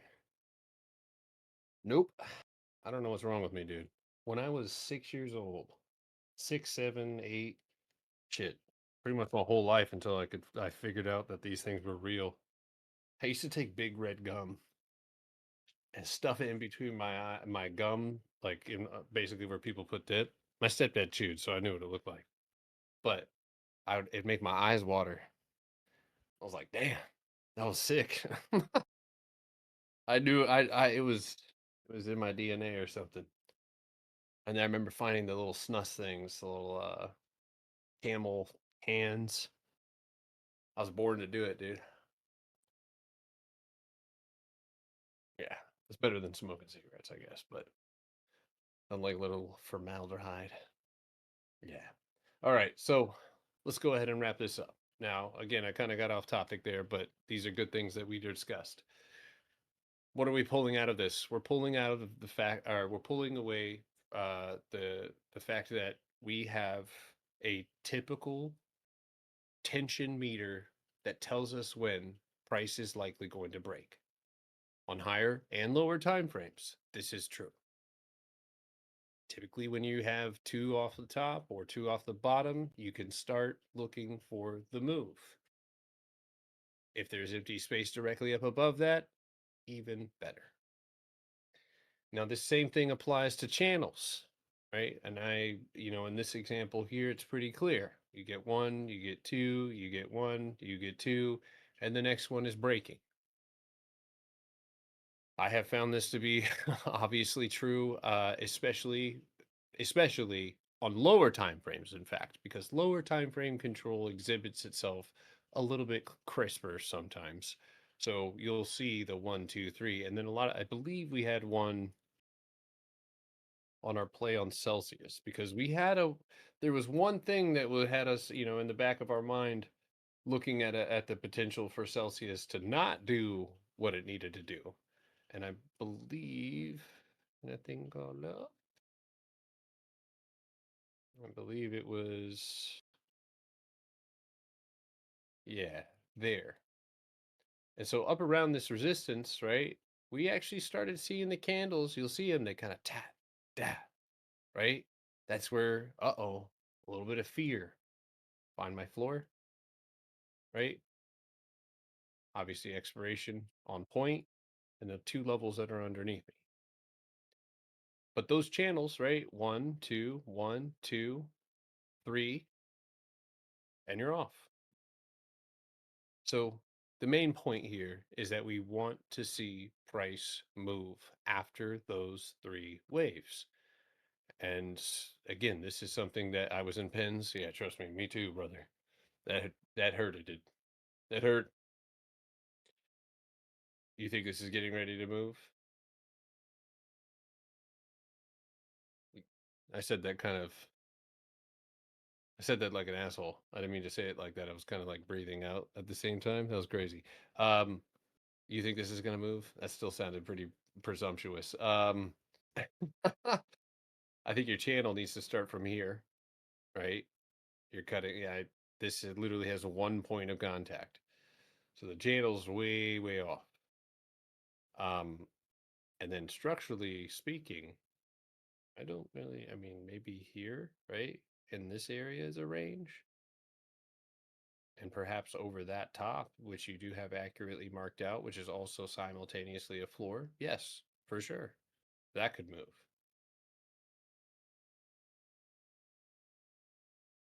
Yeah, Ivan, I did say that. I was lying. Okay, so the green wick on Celsius is a floor. Where?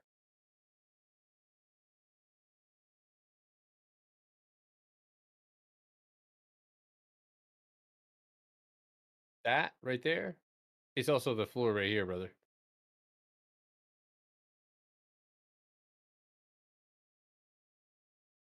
Is that Stelio? No way. I love that guy. Yes, that was the right points of contact and candle closes. Yes, that is a level. That is a level. So, two ways that we can apply this theory. By two, in a trending market with volume, we like to see the third wave be the break.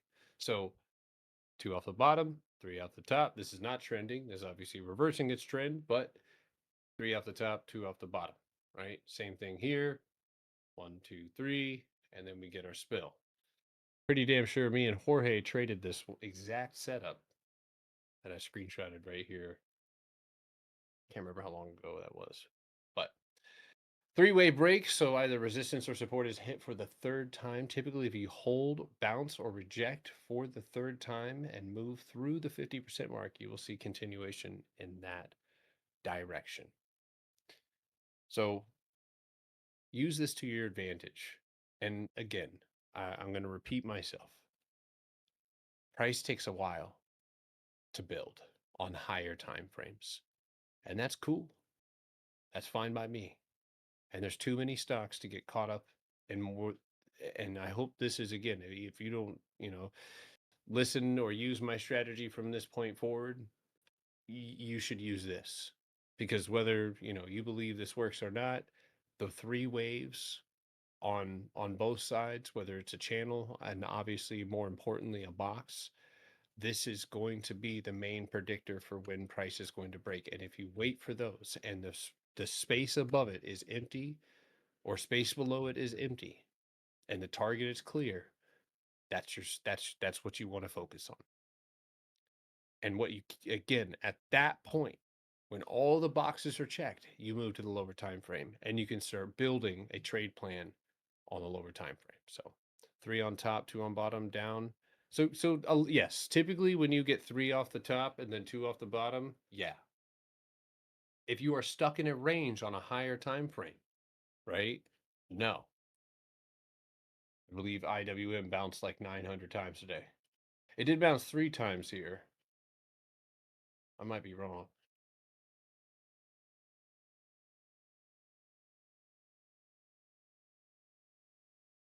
I mean, yeah, right there at the open, that open box, which gave me a nice sell. But yeah, that open box. And I mean, you still go through here, right? Look,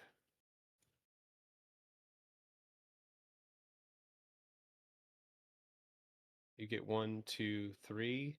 None of these touch, right? They graze. So on that fourth one. Now I would assume that this is probably a little bit tighter control, right? You pulled yourself back up and established control. Ooh, so this is a little trick question here. Uh, Typically, right, wide fluctuation in price, that's where that channel can begin. But then you get another wide fluctuation in price and establish an even tighter control. But that being said, hold on 1 second. It smells like it's burning. Okay. Oh, well, I just said something burning, and Peyton said I'm cooking, so I'm in trouble when class is over. All right, shit, right here. 1, 2, 3. You get a fourth tap there. You got 1, 2, 3. Down. Just for this. So it doesn't matter what color the candle is, if it's a rejection or the same force. The way you mean the color of the candle is irrelevant. Obviously whether if it was gray and black, but that's fine. But no, I mean it's the fact that it touched it. That's the point. So it could be a green candle against it, or a red candle, or a wick, whatever.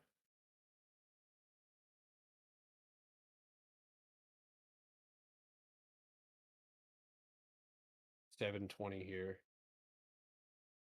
All right, so the concept applies to all time frames. Range is range. Once you've maxed out that range or that box, volume has our volume. That range's volume has something to break. Flip my words back and forth. Past 3 waves, right, can be considered a high tension trade. Contraction equals expansion. So if you go past the 3 waves, and I think we just saw that example like on Mara, right, on the 24-hour, you go past, well, if you're looking even in here, right, look at how those candles, that tension leads to an obviously pretty decent run to the upside, pretty rocky run to the upside. But this first initial pop outside of it is pretty fat, right? And that's actually, I think this, hmm, did we trade that?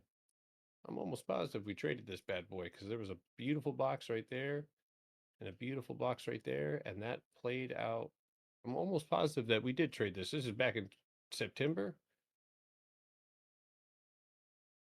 I think so.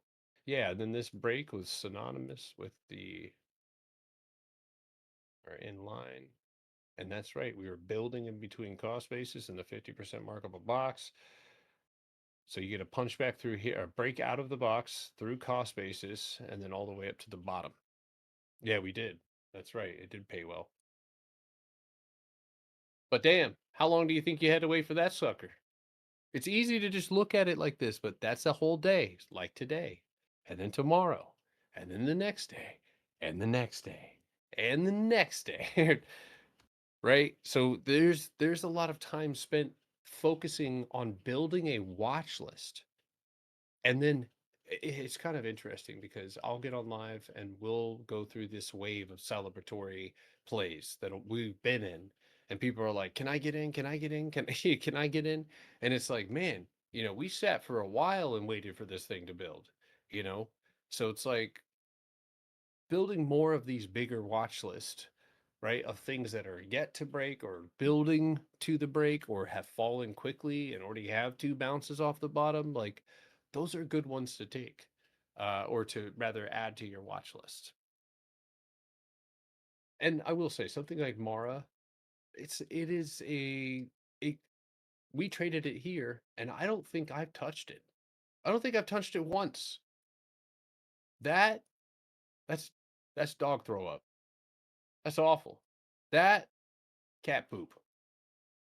I mean, it's actually not that bad, but all of this, is not anything that's clear to me. That tension, clear. Box, clear. Empty space in between the two, clear. Do you buy at the bottom of the box to be with buyers? Yeah, sometimes. Yeah, absolutely. If I see us, so one of the things I do to buy at the bottom is look for, oh God, and this is one of my favorite things. It makes my toes curl. Yuck, right? I love it when price dips and pulls itself back up. That's one of my absolute favorite things in the whole world because it just takes sellers, it gives them a treat, and then it jams that treat down their throat. It's like, surprise.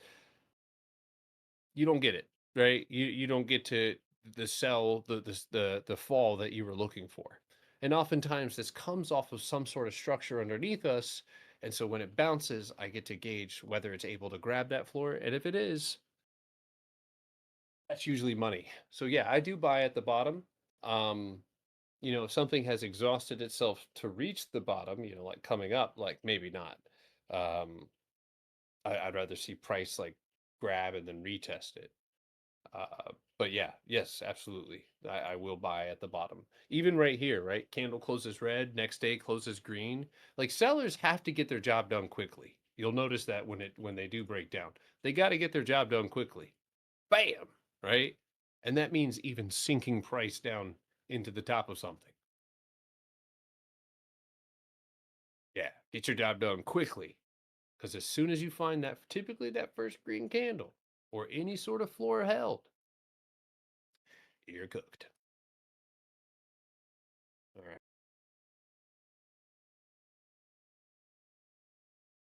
Now, again, there are waves to this. And again, just repeating this, if you get three off the top and you only have one off the bottom or two off the bottom, start thinking about maybe using cost basis as a potential way to get in.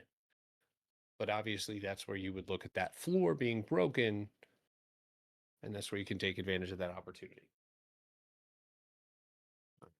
I think. All right. So just like consolidation waves, we see the same with dynamic trend. The concept does not need to be overthought. In combination with PBS can be a dynamic way to play a breaking trend, right? So is the focus on our boxes, right? And holding cost basis and punching out of them?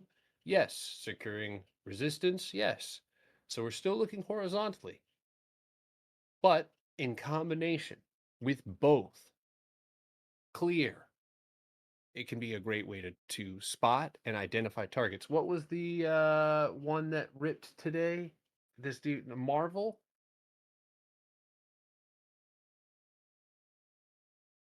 I think it was Marvel.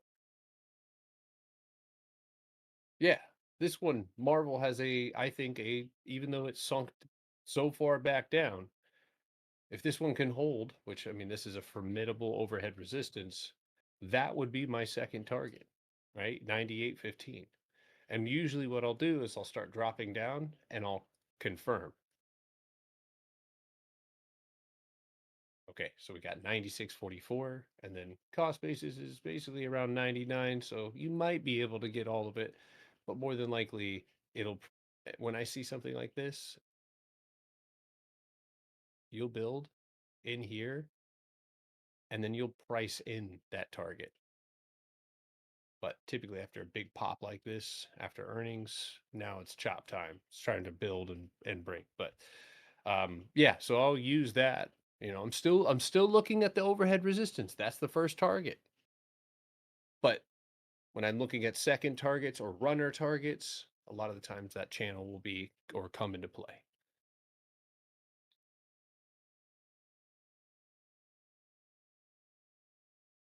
And when you have maxed out trend waves more than 3, you can see a channel collapse. If I'm not mistaken, I'm not, if I remember.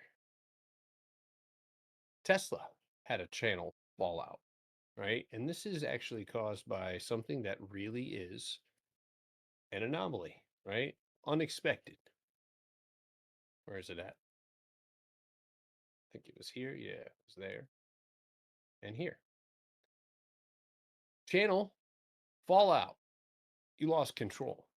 And when 24-hour levels or 24-hour channels or boxes lose control, shit gets wicked.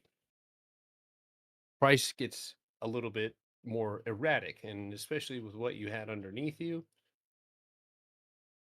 once you dropped back down underneath here, price moved pretty rapidly. It is 7:27, pitch black outside, and the UPS guy is pulling up to my house. Very good. And of course, this one fills all of its empty space. So channels can be lost, right? But the same channel you actually see right here still aligns once it gaps up and holds it. So it resumes control. Um,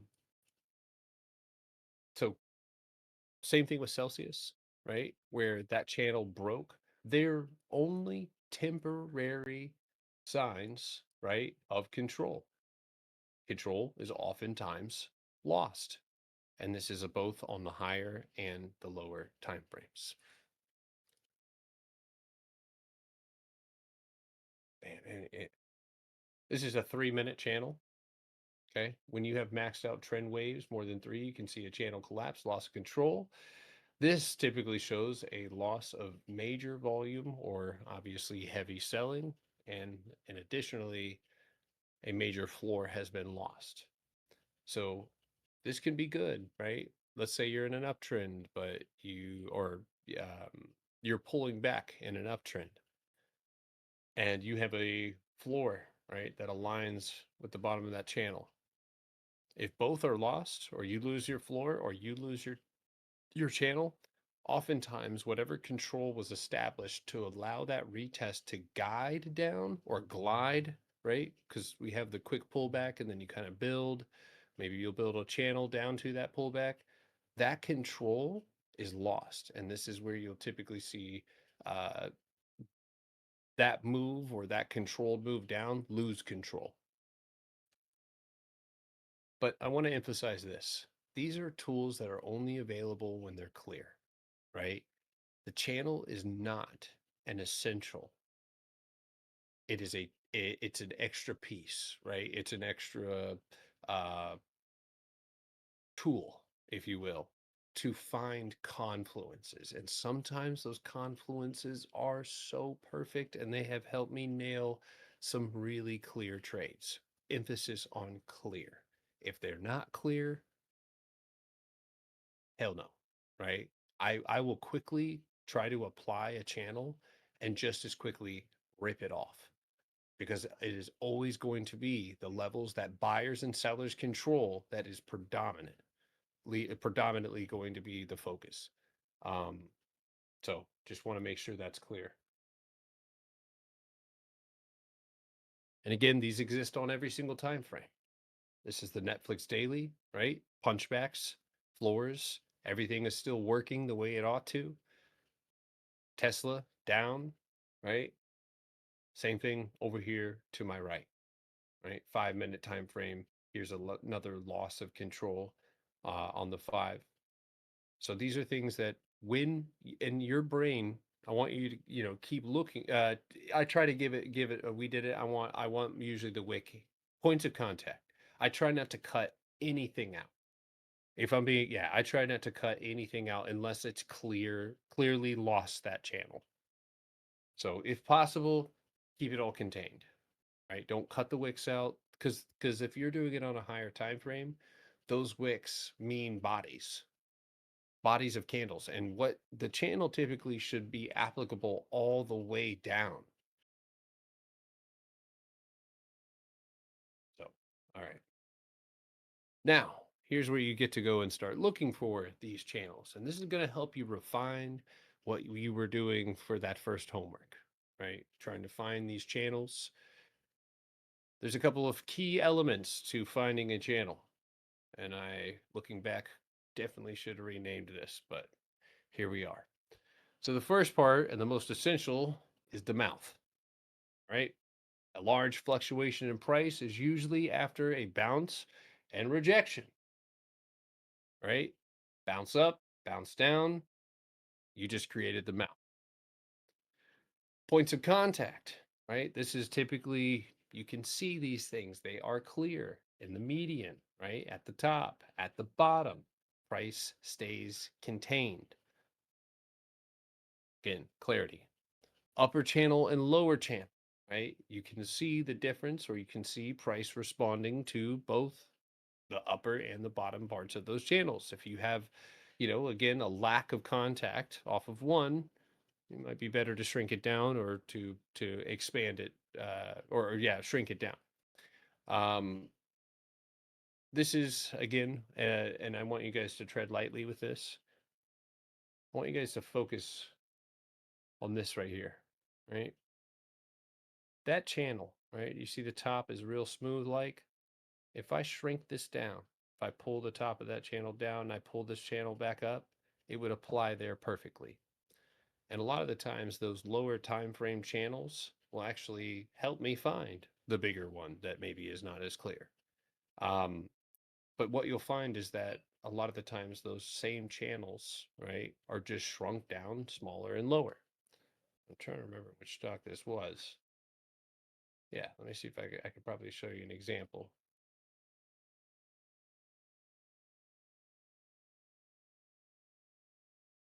Again, right? Wide fluctuation in price, which is why I encapsulate all of it.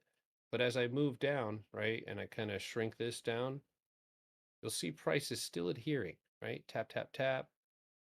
Up here, same thing, right? We still get price adherence. And so this lets me know that those channels, right, are still working above and below. Points of contact, right? Even this right here. This is actually where I was talking about we were holding on to our calls looking for continuation up to this floor with the only variable being a channel. I can find a channel a whole lot better than I can find a box. Channels are relatively easy to spot. I mean, boxes, I believe when they're clear, should be clear as well. That actually was a punchback right here. Look. Same candle. See that candle right there? Before a reversal, you're going to get that dip. And that's the candle that you probably experienced where you went short and immediately it squeezed you out. Does it have to touch tips or bottom of the channel or just cross cost basis? Uh, Wicks, yes. That's a crazy question.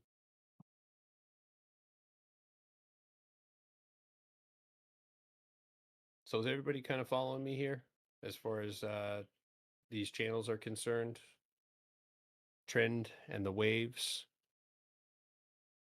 It is 7:30, so I want to go ahead and let you guys marinate on this. So again, kind of spotting these mouths, wide fluctuation in price, wide fluctuation in price. This one comes down over here. Same thing over there. Wide fluctuation in price, down, up. So focus on those typically at the tops and the bottoms of trend will typically start moving things in a separate direction. Again, points of contact, right? Here, here, here. We can very clearly see them. Channels provide structure to trend. Just using trend line is problematic with confirmation bias, meaning that if you just draw them by hand with a crayon, then you're liable to make some mistakes that fit your favor and make it look like what you want it to appear. I made that mistake many times before I started using the channels. Control can be lost, right? Channels just represent control. That's it. They just represent, and control is lost, right? Boxes break, so do channels. You can divide them to see lower time frame control, or stack them, or expand them if price obviously moves outside of them, or um, moves up and creates a new high. You can oftentimes, I've used them to project, right, targets, but most of the time I'm just using them to establish control. You, Points of contact typically come first, are typically come at points of confluence. So you'll find, right, like, yeah, this point of contact is also aligned with that floor, right? Same thing with here. This point of contact here is aligned with that top. So a lot of the times it's one and the same, right?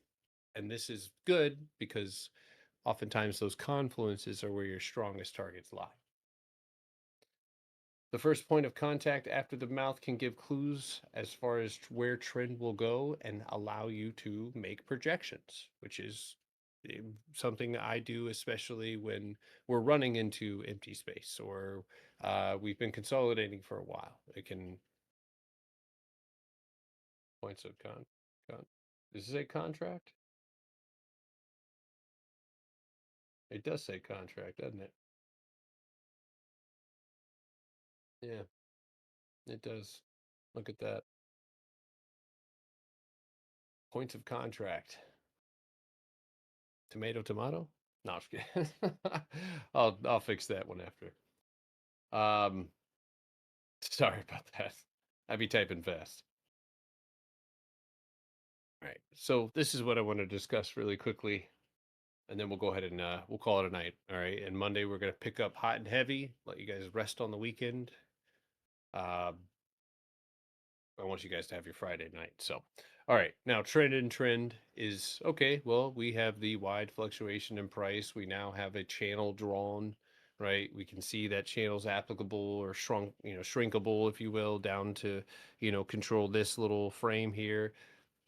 But oftentimes, right, in a downtrend, we're going to go up, and in an uptrend, we're going to go down. And so, one of the beautiful things about establishing control, right, is where that uptrend inside of a higher time frame downtrend breaks, we can resume that downtrend, or vice versa, right? Your downtrend and so smaller, lower time frame downtrend and a higher uptrend or higher time frame uptrend. And we can utilize these to see breaks in the direction that that higher time frame and more important channel is sending us. Yeah, you guys are off till Monday. I'm gassed out. I'm a little mentally declined. Uh, so I'm not gonna teach you guys if I'm feeling brain dead.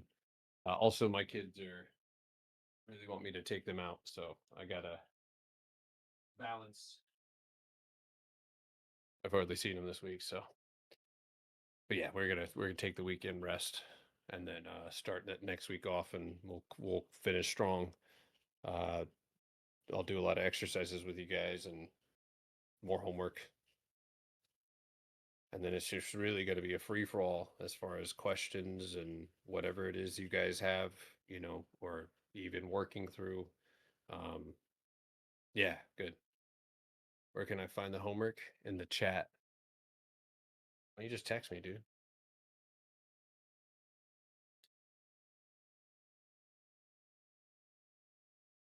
I don't have your number. I don't have your number. That's what he's going to say. Find a way, dude.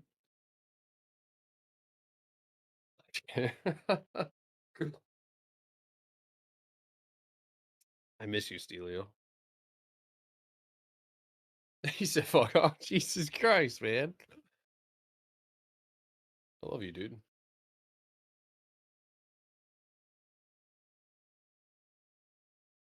All right.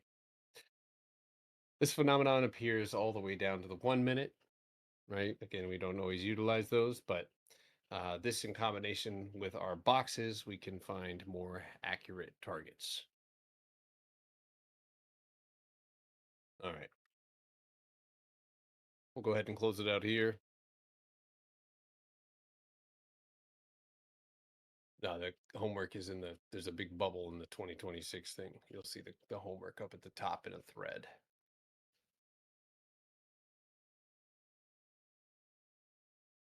Can I pay you to do my homework? That's crazy. All right, so I know you guys did the homework. I'm gonna save that. Uh, I'll either make a video grading your papers and then post it, or I will grade it on Monday and on live. All right. Um, mm, I'm gonna ask you guys to do homework, but it's not really due. If you guys want to review it at the end of class or whatever, um, but I want you guys to rinse and repeat. After everything we've gone through, I want you guys to find higher time frame weekly and 24-hour clear boxes. And this means you're going to have to scan. You have all weekend, you have each other. I want you guys to find things that it's okay if they've already ripped, but if you can find things that haven't, you might have something that you can actually look at trading. And I will work with you and we will take it together if it is fire.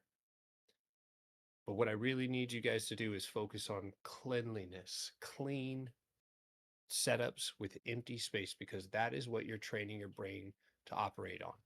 And again, this system, right, does work on every time frame, and that is alluring. But the more laid back approach, right, is capturing the higher time frame moves, which don't happen every day. So you have to be, again, we want to at least focus on those, because even if you are a day trader, you want momentum and you want movement. It comes out of those boxes.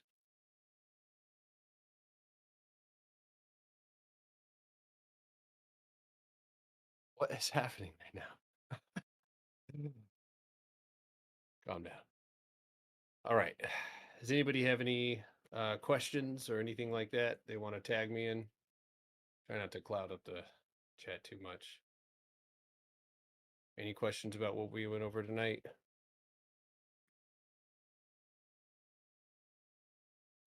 Hey, Butter. I just wanted to, I guess it wasn't so much of a question, but more of a statement. Um, so, right, and learning about obviously now that I have my setup and everything, and I was up pretty late, trying to get Trading View up and going and stuff. And I was mapping, well, not mapping, but charting out this morning UNH. I sent you a screenshot of the little box I did. Um, that I used, and it was like a small little scalp, but because I was just like utilizing the box just to see if how I read it was, I guess, accurate, if you will. And I mean, the way I boxed it and like where I got it and where I sold it essentially was in the, I forgot what do you call the middle line there, the orange for the box.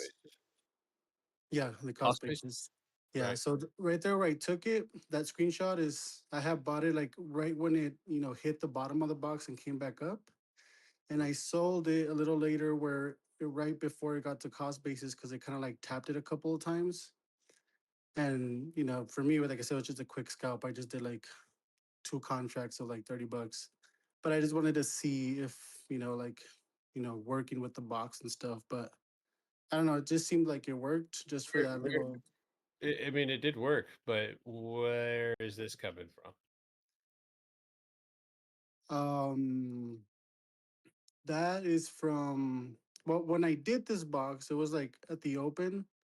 So I kind of like on the left side, I did it from the top part, right? And then I dragged it down to kind of like at open where it was, um, I guess where it hit the bottom of the candle right there, where like it touched a couple times. But I didn't know if that was really like a box or a range, but I mean, let's see here. That was the 5 minute, right? Yeah. So I would more or less right there, right? And then you put up a range, a pre-market. Looks like not a box, but a range. I guess you would have to give it that candle there because price does reject it and then build on it. But again, it's a range, so you only get the top of it, and you slip and you're unable to grab that floor. Um, and you so again, where did you know why that trade worked out for you? Because you recovered that floor. I th- is it the wicks right here? Uh, yep. See, I'm too zoomed in. I can't see that shit, but now I can. It worked because you kept rejecting. Look at this. One, two, one, two, three, pop. You recover, right? You touch the bottom here. God, I love this shit. Peep this, right? Look, you fall, but you pull yourself back up, right? So you're wedged in between the two. This 3 minute candle pulls back, uses the top of the box, shoots itself up, right? Into this small range, grabs, right? That's what it looks like when a stock grabs hold of a floor. It pulls back into it, bounces, and then continues to push itself up. So I think, and the cool thing about this, like about my system, is yeah, there has been people who have been like wrong on their boxes, and so one way or another they ended up making it work, right? There's probably a theory to just adding another 50% to this box, right? Because the market moves in, kind of like certain price ranges, if anything. So you'd probably be able to move another box down and see, some price targets, bouncing or moving off of it. But obviously, for accuracy here, and obviously that would just leave you lost. I think the important thing is that you lost a floor, and then you managed to regain it. And I think that's big. Box up above though, the one that you were trying to draw, that's got to be right there, right? Equal highs right here. Same thing on the lows. So it's actually interesting because the top of your this right here, totally fire, right? But that just needs to be up here, and then you're good to go. Okay, so I did the box was supposed to be essentially where the cost basis is at there. Right, but I think that also if you were just again zoomed out a little bit more, which we always should be looking at, what floors we're likely to, drop into and stuff. Like if you, uh, damn, that's perfect. Yeah, if you looked at what you were dropping into, right, or what you needed to recover or bounced off of, that's where you would have spotted, I think, that 5 minute, 15-minute floor that price was essentially keeping you down below. Yeah, that's literally where price wicks off. You And know, and oftentimes you actually, I'm go sorry. ahead. I was No, go gonna say ahead. I actually did zoom out and see those wicks there, and that's why I guess I put the bottom of the box there. So that's why when I got it, when I entered the trade, right, it was kind of in that little red box that was in between those two green, where you said like it came back down, but it recovered. Yeah, And I think that's why is because of the fact that I zoomed out and I saw those, those wicks there. So I figured that obviously that was an important support level, if you will. yeah, So when it rejected, like it didn't go down, it didn't break, well, my range, if you will. Then I was like, okay, well, I did. That's where I didn't know if it was like, is this the time to enter the trade? So that's why, like I said, I just did a super small conservative, just to test it out. But like I said, it could have just been that it just worked out, luck, if you yeah. will. But yeah. I mean, yeah, I guess an element of, a little bit of luck, a little bit of math probably in there as well. So, um, what's up, Rogue?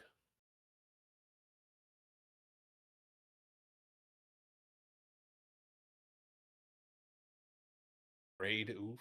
What's wrong with that? 2 week, 1 week, 1 month is high time frame. That is correct. Yes. Higher time frames are, yeah, anything that encapsulates or shows the, daily, yeah, 4 hour, 24 hour, 1 week. Some people use the 8 hour, which, I mean, I guess that's acceptable as well. It's the same thing.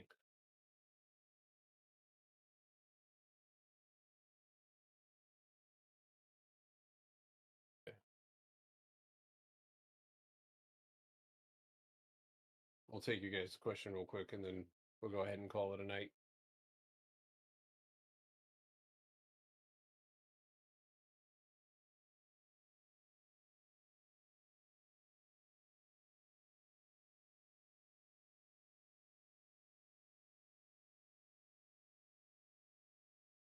Oof.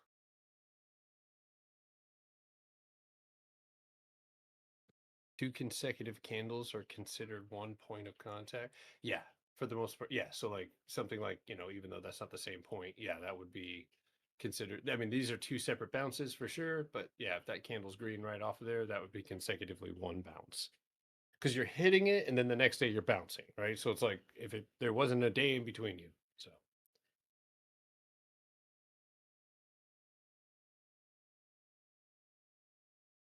yeah, I could definitely do that. Save that, write that question down for me so that way I can. But just a short answer here is that the higher time frame is reflected on the lower time frame by, or and vice versa, um, by establishing the higher time frame points of contact and then finding out what those look like on the lower time frame, right? Because yeah, that's a good question. Um, let's see.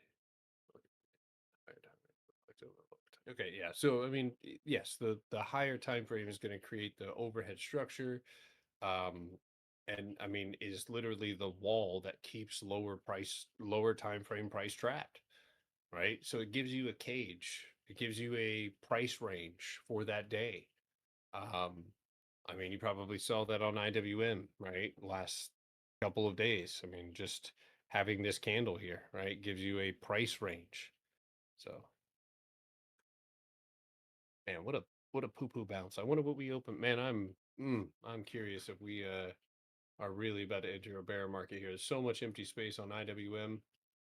And it's kind of interesting because if you go into like just pure logic on this one or just pure Potter box, we're only 2 boxes away from the promised land.